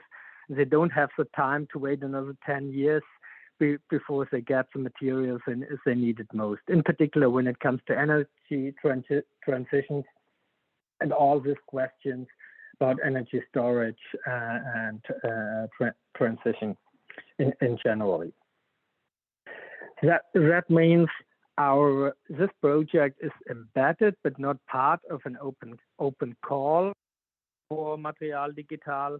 It's just a standalone project that has a different history, but of course from its content and topic it's closely related to activities we have in BMBF. We recently launched a new call for Material Digital. It's an open call for collaborative projects in Germany, and we had the first round of calls already. Furthermore, in Germany, we have a national platform about this issue, digitization of material research, with an expert board to advise us in BMBF how to move forward and how to gain knowledge. This brings me maybe to our last but very important point. When we talk about applied science or close to industry science like this, in this case here, we tend to design our calls in a way that industry partners are involved right from the start, because we hope in this way to shorten the time and the deployment to the market later on. A lot of projects fail to enter the market with their products and their results later on because the needs and the potential has not been seen from the industry partner or a partner from a small or medium-sized enterprise. So this is always very much linked in applied research in Germany. Last but not least, what was our motivation to fund this project as a standalone? The normal way to spend money at BMBF is our so-called institutional funding, where we invest in research organizations like Helmholtz, Max Planck, Leibniz Institutes to keep the backbone, the main structure of the science landscape in Germany on a very high level. And we have another modus operandi, that's a project and program funding, to be flexible to adapt to new trends and developments and that come up. And the later one, obviously, is a modus operandi we used for this project.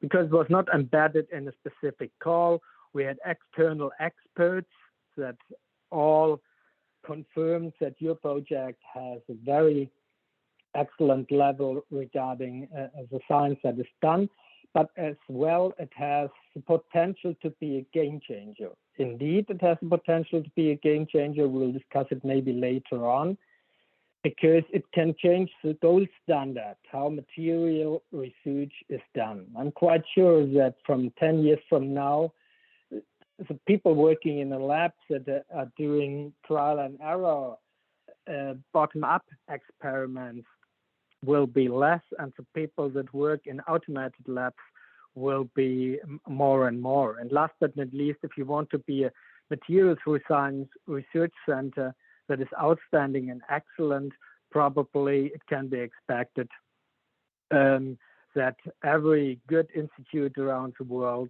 will have something like you are developing. Thank you very much.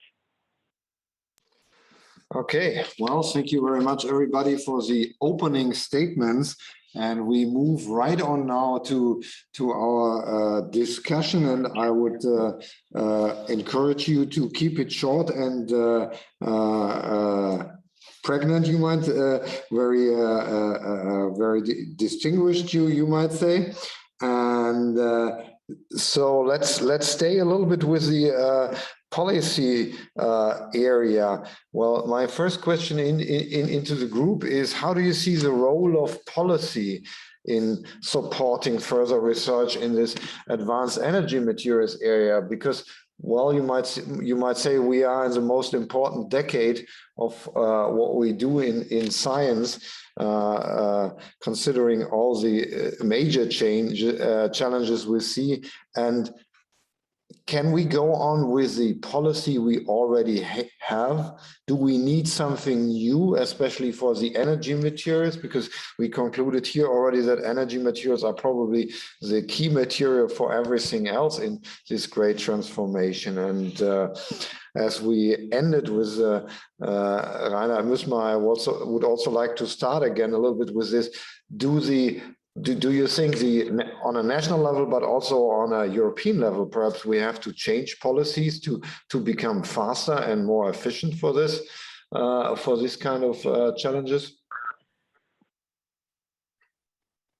Indeed, I think so, but that is nothing unusual or nothing new to policy. Policy always has to adapt to first of all, what is in the interest of the people of the country, and secondly, what is possible and what is necessary, for example, in the context of climate change. I wouldn't expect a radical change in policy, and I'm not talking about German policies here, but what we could see over the years, that the emphasis between industry policy, environmental policy, research policy, and other policy areas has changed in the recent years. And with this change in policy, new resources have been released for particular areas of research, while others have been a little bit more neglected. For example, the resources for modern material research probably have been increased in recent years due to the fact that there is a factual need for key materials for energy transition. The one follows the other. So I'm quite confident that the policy we had in 2000 and the policy we have in 2021 differs quite a lot. And I'm quite sure this will be the same in Canada. That's my perspective on it. Okay, Raphael, can you give a take us on the European side with all the stuff going on with the new Green Deal? Yeah, well, yes, for sure. I mean, what we need, I guess, from the policy side is just an effective funding from the different directorates from the European Commission. I mean, they usually used to fund several things and several topics which are dispersed somehow in the different programs and clusters. And we need a real effective integration of these costs in order to profit really from the money and not make it double funding or just leave something without any kind of funding and support. Now we are, for example, facing a new phase in with Horizon Europe goes by way, Digital Europe goes by another, materials is in between, and we need this orientation in a kind of indirect and direct way. And I can just put two examples. For example, in an indirect way, there is a project funded which is called Entente, which is devoted to make a huge database on data coming from radiation damage in materials. So just fostering this project and just collecting all this data in a fair, compliant way, you can just make the policy useful. And in another way, a direct funding could be another example. For example, the Orient project, which is devoted to launch a joint undertaking of materials. So both sides are needed, but they need to be integrated in a common strategy by the European actors. Otherwise, it will have less impact. Okay, now let's move a little bit further out and to a more perhaps academic view on it. Alicia, what's your point on changing the policies? Are we changing the policies fast enough? Is that one forward to me? Yeah. Great. So I think we could do a lot more on policy on multi-levels. I'm part of a research program that is called Innovation Policy Meets Climate Policy, specifically looking at the hard to decarbonize emissions intensive trade exposed industries and looking at the role that both sides need to play.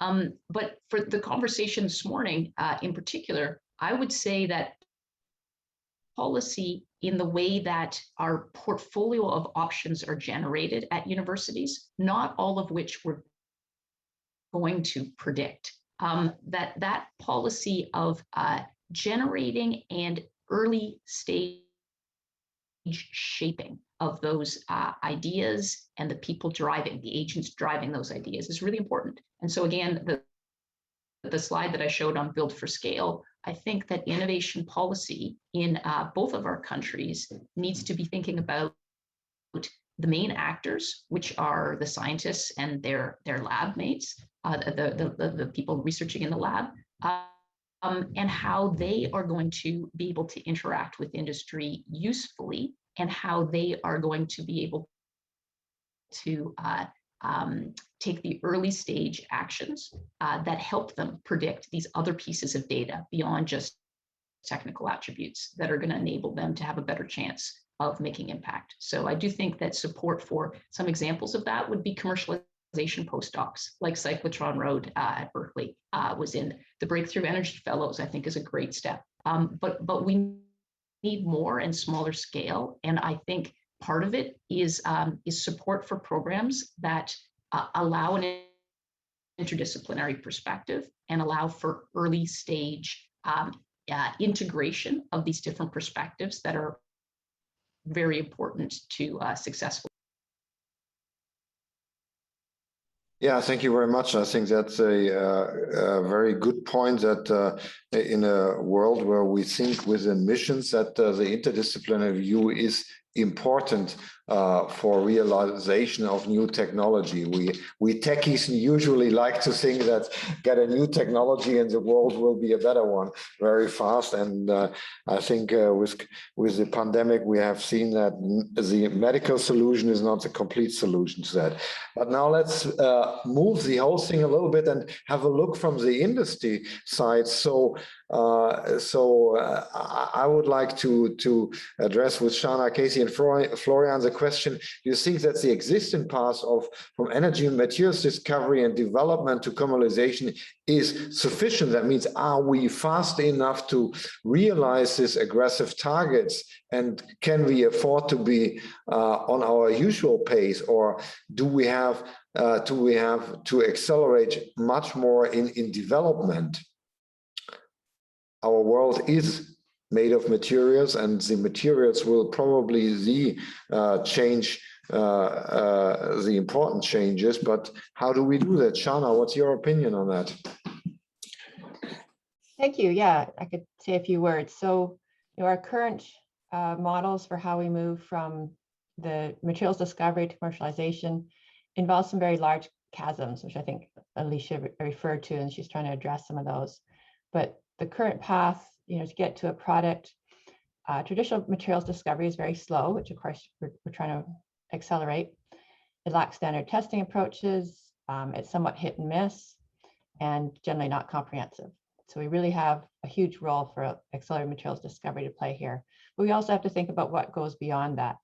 So materials properties at the discovery scale do not necessarily translate to performance in the actual device, and Michael referred to that as well. So we need improved relationships to really understand.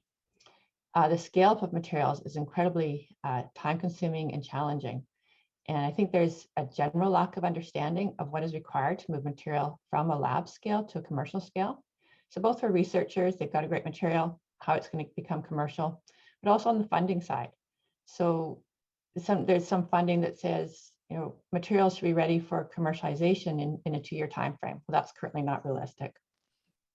So we have to be a bit more realistic or come up with ways to accelerate it. And the benefits outweighed, or benefits gained by new material must outweigh the costs of introducing this new material in a product. So Alicia referred to this earlier, the utility of the material. So there's very extensive and expensive testing and validation required for a new design at the product or system scale. So you have to be doing testing at each scale as it goes up, and you have to look at all the performance, durability aspects, reliability aspects, and as well as the cost to scale up the manufacturing, which is also huge as well. So we need investments in the manufacturing as well as the component development, as well as looking at the effects on the overall system. So those are just some things that have to be addressed when we think about how do we accelerate and how do we get new materials into commercial products. Thanks. Okay, thank you. We have already coming up the first slide on the polls, which benefits automation and accelerated discovery are you most interested in? You see, well, faster results, no surprise here. And analysis points to this kind of cycle within the material acceleration. Let's stay with the scale. I guess we can remove the slide, yeah, back, so we are all back in decent size here on the screen. So let's stay with scale. Casey, on your introductory statement, you had already shown some changes in scale. So what's your take on the existing path and how to get better in rescaling? Yeah, so maybe to build off of Shanna's comments, I think that whole pathway needs to be more integrated from fundamentals to application. So I think it's becoming somewhat better, but having collaborative relationships early on is extremely important. So I think what we don't want to have is this very linear process where universities or labs are working on something and then they get it to a certain point of maturity, and then it's kind of okay, now industry should take it on. It needs to be much more integrated as early as possible. I mean, obviously we don't have the bandwidth or the desire to test everything, but once something shows some sort of fundamental reason for being a good material, starting to talk to people who can actually take it to the next level of application starts you thinking in a different way, I think, in terms of, well, how would you actually manufacture this? How would you actually integrate it? So maybe to use a case study of an advanced catalyst, for example. If you're trying to test it, you may test it as a hand deposited layer, and that structure is not going to be the same as when you go to, say, a roll-to-roll process or something like that. So I think we need to have a better ability to do that at small scale so that it's somewhat more predictive of what's going to happen at large scale. You can buy things like very small slot die coders and things like that that are going to give you a more similar formula, more similar structure. So I think that's one part. I think the other part is the fundamentals that go along with it, so that you can really show why a material should be performing better and that it's a promising direction early on. As Shanna said, that all depends on better methods of funding. So you really have to kind of look at things as a holistic project and how that's going to go together, as opposed to this very staged process now, where you're either funding basic science or you're funding what Shanna was mentioning, commercialize something in 2 years. It needs to be much more integrated, I think, if we want to accelerate that process. Okay, so Florian, let's move to your experiences on acceleration. We have seen with the pandemic we have the experiences, the outcome of the acceleration in biotechnology, and everybody profited from this. Can we expect something from this in this acceleration area also with materials? So what's your take on this? So, I mean, we heard it in the first question. I think certainly the funding and policy needs to be there in order, especially for the early part, to kind of support this learning curve. But what we then also see, we are a service provider, what we then also see is takes the customer or the end use early into the game in order to really have a target where to go to. Only bottom up might be difficult because you might lose the target on the horizon. And in the end, we see it, for example, for the biomass topics, that in the end it needs to compete. So you also not be too long on the under the funding shelter, but really also think of where it actually can be competitive and have an actual value for the customers. And I think it was also mentioned, the third point would be also what we also see is corporations. Not everyone should try to invent everything on its own, but actually use the competences there are which are around, and then have a fair win-win situation, and then cooperate together. Yeah, that brings us a little bit back with my next question to the way how to we want to facilitate the energy landscape, and how can we prioritize research needs for the greatest impact. So we had already from Alicia the idea the view on viability analysis, but can we direct research into a certain area, especially when we all see that it's very much needed?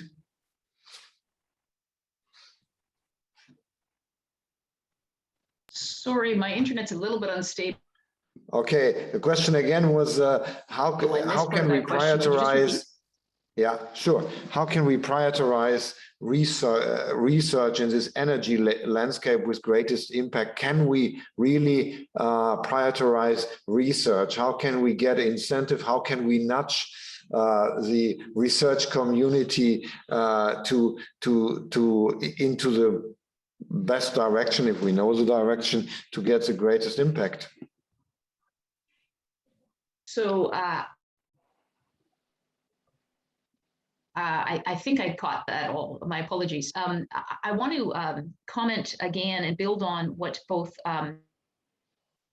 Shanna and Kathy have been speaking about, very compellingly from their perspectives and from the industry perspective about the gap that they're seeing between research labs, be it in academia, be it in government research facilities, and industry. And think hard about, I think that we can do better and have better data into these acceleration tools by making sure the data coming in is reflective of the real problems that the industry is facing and that the applications face. So I think that, again, early stage cost models of scale up that are informed by the technological constraints are, they're very much doable as master's projects, as PhD projects, to unite what's happening in the lab with the scale up challenges, but also really importantly the application challenges. And so that involves, though, a graduate student going and talking to industry and talking to suppliers about potential scale up equipment, and putting some of that data, which is less comfortable often for people that are doing science and engineering research, it's less comfortable than putting in some of that data and scenario analysis, or doing sensitivity analysis on it. But it's really important work. And so I would say that this early stage input and facilitating that input between industry and research around the challenges that we know are going to be faced is really important, and will speed up the process. And part of that, at least in Canada, is a bit of siloing of research sectors that we could, with good policy, counteract. Yeah, I would just with a hint to policy, I would like move back to Rainer Müssner. Is what do you see on a national level for Germany to prioritize this research? Because the high-tech strategy in Germany had many subjects. So how do you get things prioritized and moved on and move on to the top?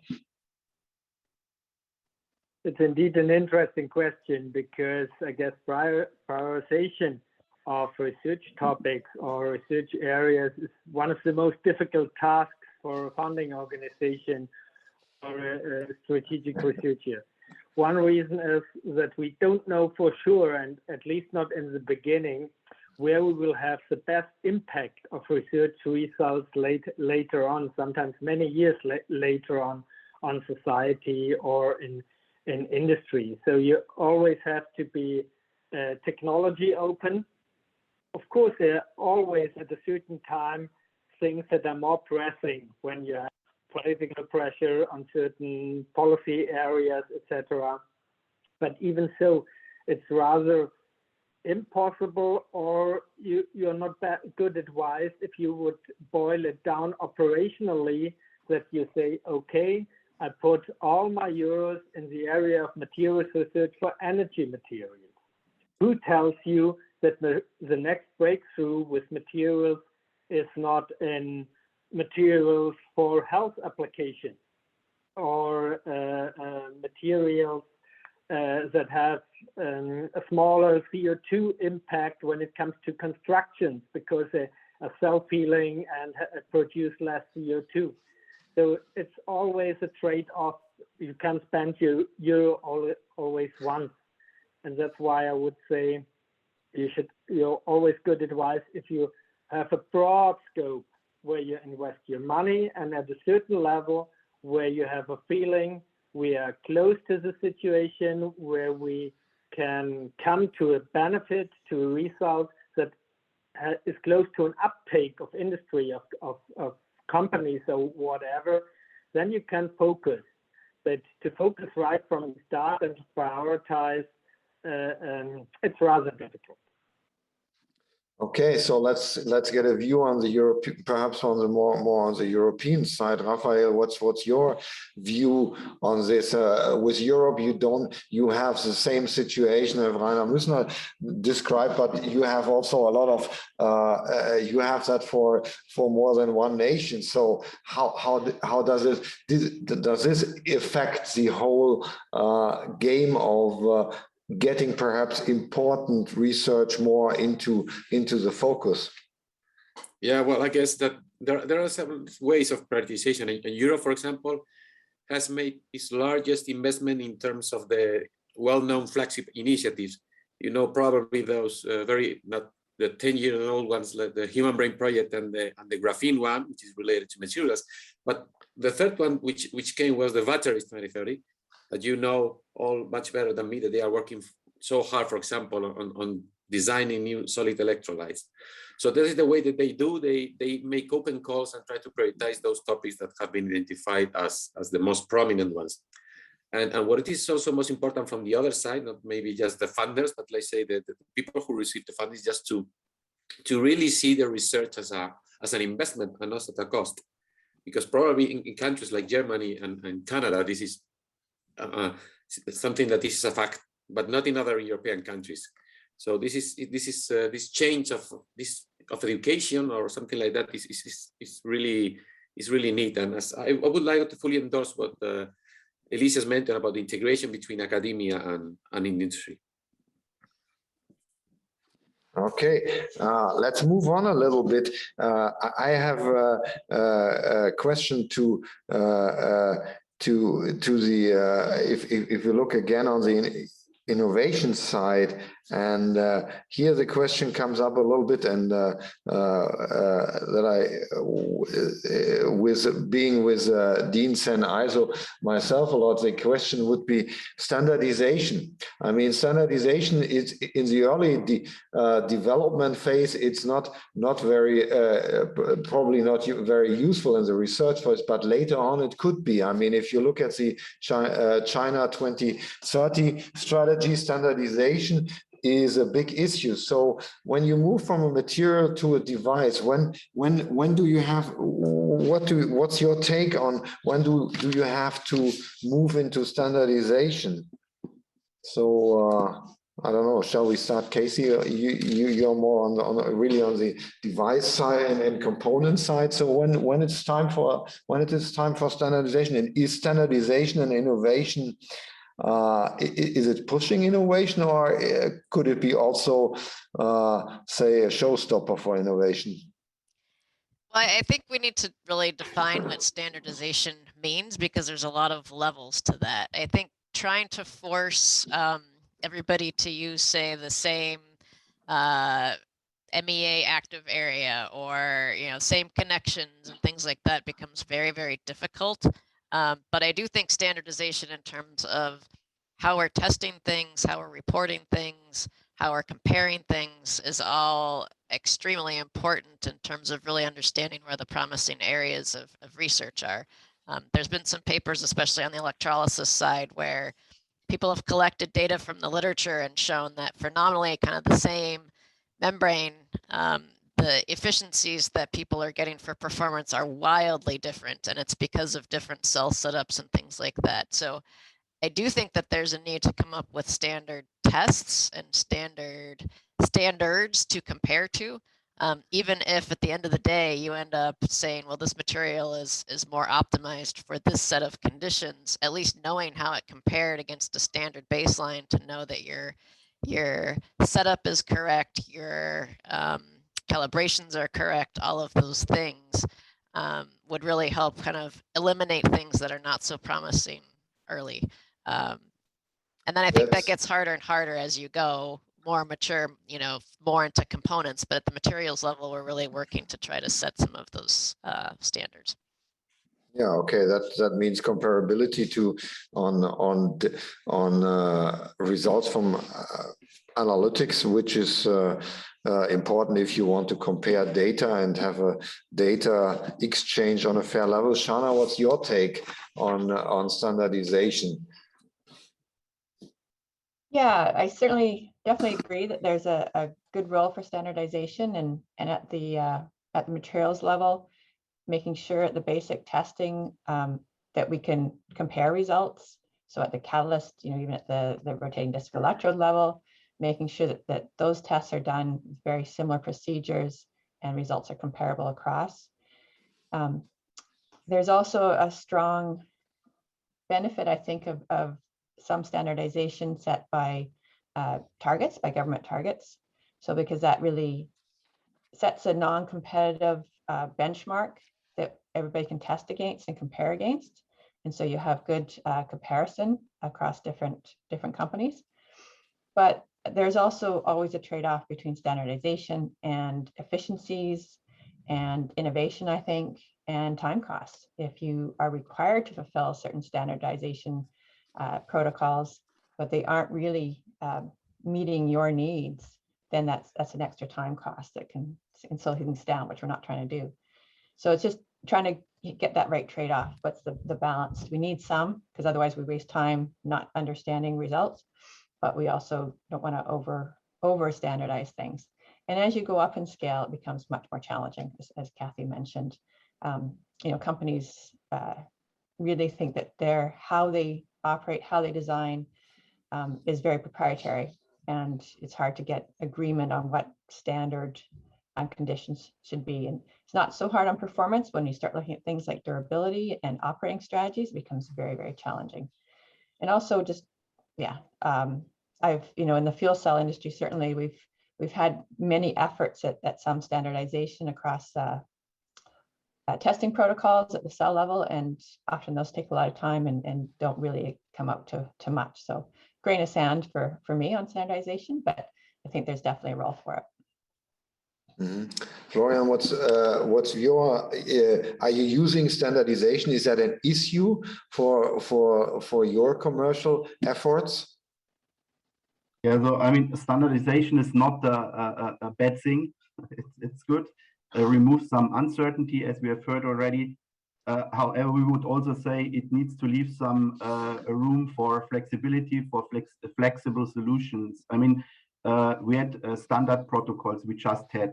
I would add standard protocols that actually relate to the commercial conditions later on. That's very important, because if you cannot secure this, then you can, in some cases, just throw away your results if it has no meaning for the later use.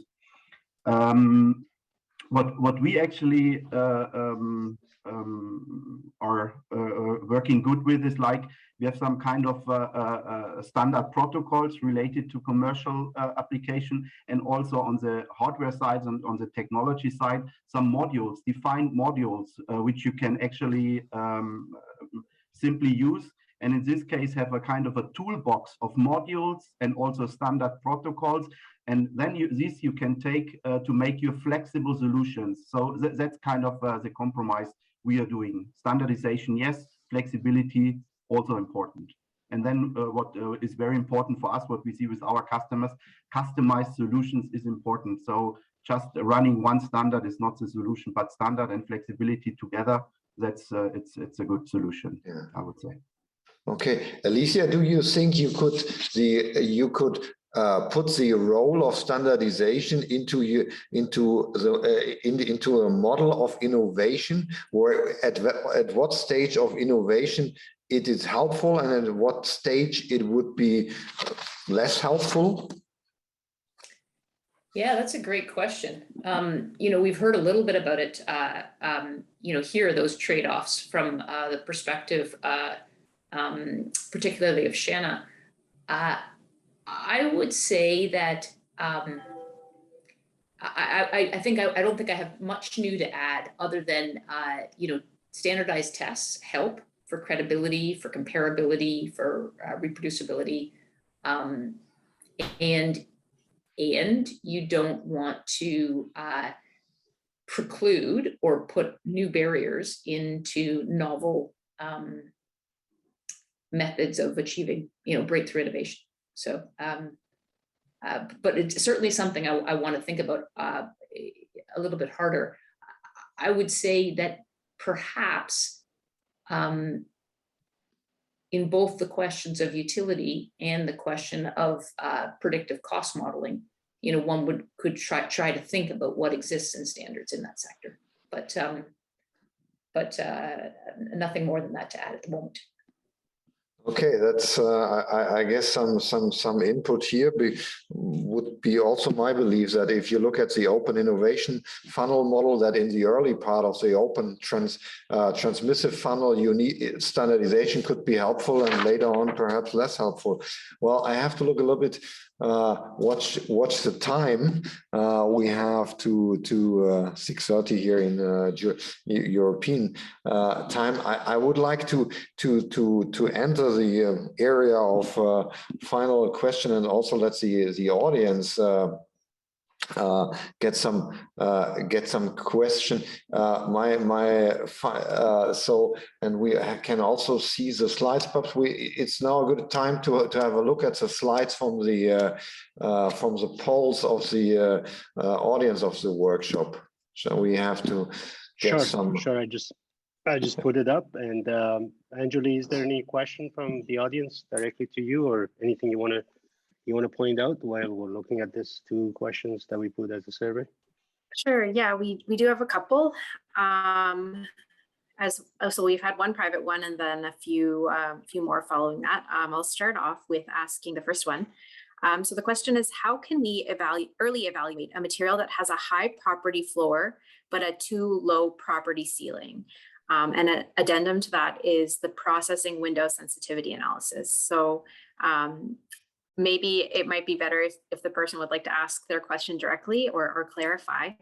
But I guess it would be, if you find a new material or device that has a promising property, how do you know to evaluate that you can increase that property by only 5% versus 100%?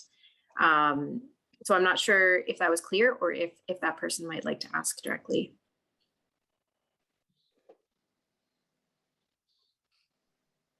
Yeah, who would like to answer?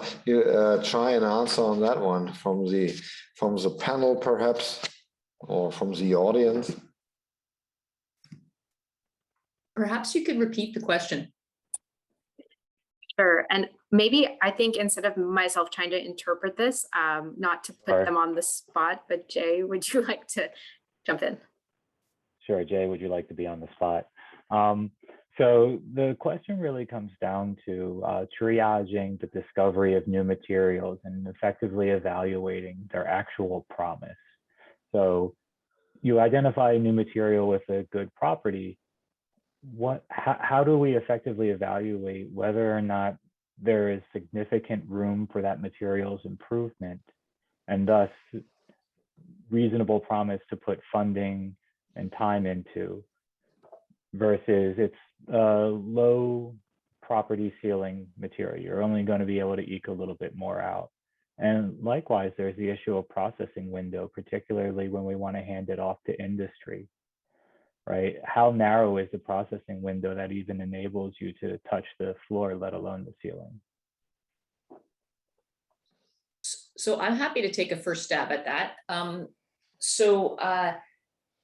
I would say that on your novel materials discovery, I find the Ashby selection charts and then the Cambridge materials selector, I find that really useful in thinking about first the world of materials, the 50,000 other materials, and where you shape up against them for certain different trade-offs and constraints of properties in various applications, in various sectors. So I find that a really useful, that whole, the software that goes with that really useful as an initial input. I think that in terms of your point of how much is left, in terms of the development of this material, it's useful to look at S-curves of technology development that are underlying whatever new properties that you have. There's also, in terms of technical economic cost modeling, again, that you can do quick and dirty in a research project that a master's student is doing. You can do a really effective one, actually, in a good master's student, but you can do a quick and dirty in a couple of months technical economic cost model that is looking at where the scientific limits are of how that process could scale, and therefore where you could get adequate properties at a cost that could possibly be a realistic material for certain applications. So I would say all of those things you can know early on, but I can't underestimate how important it is to go out and talk to industry, to go out to talk to potential customers and intermediate users about how they value those attributes and how they think about them.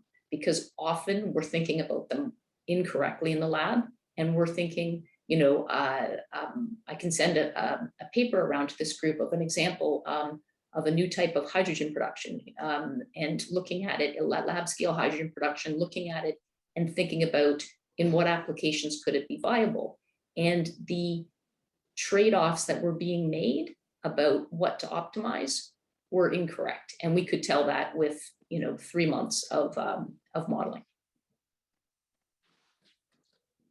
Yeah, any further comments on these questions? Yeah, this is Kathy. I would just echo what Alicia's saying and add that I think understanding what, as she was saying, really what are the pain points for industry is really important, because otherwise you may be working on the wrong problem. Okay, let's see. We have the second slide here. What do you think that self-driving labs will become commercially available? Okay, 10 years. 3 to 5 years. Well, we see that 2/3 of the audience believe it will take another decade. That is an interesting take, because the question is, do we have another decade for time to speed on material development? Well, it's let's see if we have some more. We had a lot of comments on standardization, if it is needed or not needed, and what could it help. I think with the idea of fair data, standardization is an issue, because otherwise non-curated data are useless in any kind of exchange if you are do not standardize them. Well, we are 6:30, so I would like to get on with the final round of statement, and I would like to start here with the poll results. 10 years. That's quite some time. What will self-driving labs have a role earlier? Will they push us a little bit faster into the new materials we need for decarbonization? So let's have some final statement, and also perhaps what would you, we have a lot of researchers here in the call, so what would be your advice to the research community? And so let's get into this final statement, perhaps. I don't know, let's perhaps start with Rainer Müssner again. What would be your, I mean, you have seen a lot of different developments in technology and science. What would you take on, you already pointed to that you believe self-driving labs could be, and what would you perhaps from the funding side advice to researchers in this area? So first of all, I guess the estimation of 10 years is a rather good guess by the people involved in the Slido. I guess new technologies in particular, when they're quite expensive and take some time before they deploy in the communities or into the market. And to use such a technology inside science, the uptake will take some years simply. And not all institutes around the world will be able to purchase such technologies right from the start.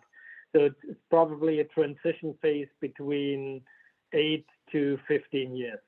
And given what we heard from Alicia, by the way, before new materials enter the market or are deployed in the market, we can expect anyhow 10 to 15 years before a new material with distinctive features can enter the market. So it's not unusual. We should not expect that we have innovation cycles like we had now in the COVID or Corona pandemic as a standard, to say from materials or device development to deployment in society and industry, it will take only months or only very few years.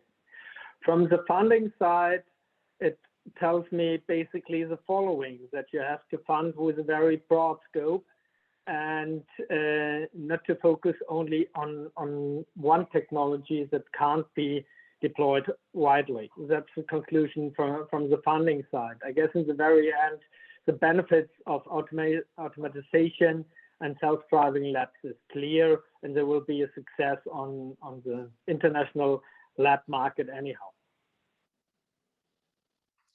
Okay, thank you very much for this take.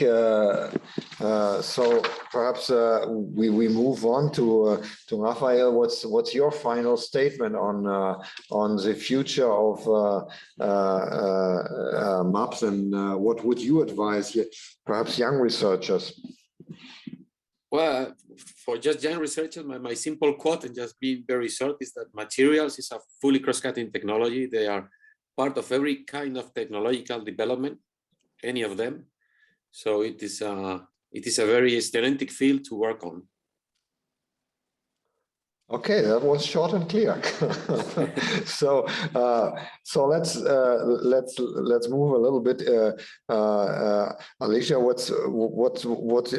what's your take and final view on the self-driving labs, on acceleration of materials research and also the innovation cycle? Rainer Müssner said he still expects 10 to 15 years, and we shouldn't take any hope from biotechnology in speeding up things. What's your take on this? So I'm a little bit more optimistic than that. I do think the pandemic has shown us what is possible with a crisis, and I do think the recognition of the crisis that we're facing with our climate is increasing and broadening. So I am hopeful that well, first of all, we need to be in an adoption phase of the technologies that we already have. And then the piece that we need to be doing now is on being able to start that, both to shorten the gap between finding new materials and commercializing them, but also to be starting on that process now for the new materials that we will need by 2030 to continue our climate transition. So do I think it can happen faster, this adoption of the self-driving materials discovery? I think it can happen faster in certain labs, absolutely. I think collaborations like this are fantastic. And even if it doesn't, deploy across, become a standard, if you will, that's all right, as long as it's informing some of the really important materials discoveries. My advice to researchers would be, materials researchers would be open to what you don't know, to what's not comfortable. Take advantage of programs like Breakthrough Energy Fellows, like any kind of science entrepreneurship programs that help you think about the finance, the customer needs, and process scale up. That take advantage of those. If there's a commercialization postdoc, consider it, because you are who we need to make this change. And I think that if we properly resource and equip our lab scientists with broader perspectives, that we will make great strides in accelerating this discovery and adoption. Okay, thank you very much. So Shana, let's move on to your final statement. So how do we remove the barriers for this innovation challenge? What's your take? Yeah, thank you. We are in a crisis, so we really can't wait 10 years to get the materials. We have to look at ways to do it. I think we've learned from COVID that we can do things fast, but we don't want to also have the false impression, well, we can wait till 2028 and then we can rush and fix it for 2030. We have to be working on it now and figuring it out now. And it's, as I've tried to mention, and Kathy's mentioned, it's really a multi-scale problem and challenge. So getting at materials discovery is critical, and that's something that's being worked on, and we're going to see benefit from that. But we have to go to the next level. How do we do that same kind of rapid discovery at the device level?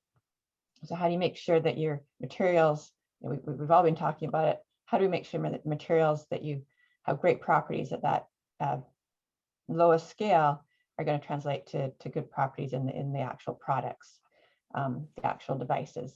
So getting those relationships, and that's really bringing in both the approaches for the high throughput testing, the rapid robotic testing, but all of the AI as well, the machine learning that's going to help us really develop some of those relationships and draw those links between what's the material properties and how it's going to operate in actual operation. So I think that's really the critical part, and I hope we can really focus and put effort on it to do it in the next few years. Oh, thanks a lot. Well, Casey, your final statement, please. Yeah, so I would echo what some of the other speakers have said, and maybe to just give a different flavor to it. I think we need to think of these things as evolutionary and not black and white. So when we say, oh, it takes 10 years to commercialize a new material, it's not like, you know, we at Nell and Shanna at Ballard are sitting on our hands for the next 10 years for the next material to come along. We have stuff that we've been working on. So we're making design changes, you know, every year or two that are implementing things that are already in process. So it's kind of this continuous stream. And I think it would be the same with things like automation. There's already things that we can do and that we need to do well before 10 years from now to automate things so that we can characterize them quickly. And that includes on the production line, quality control methods, so we can understand what's coming off of the line and what's changing as processes are changing.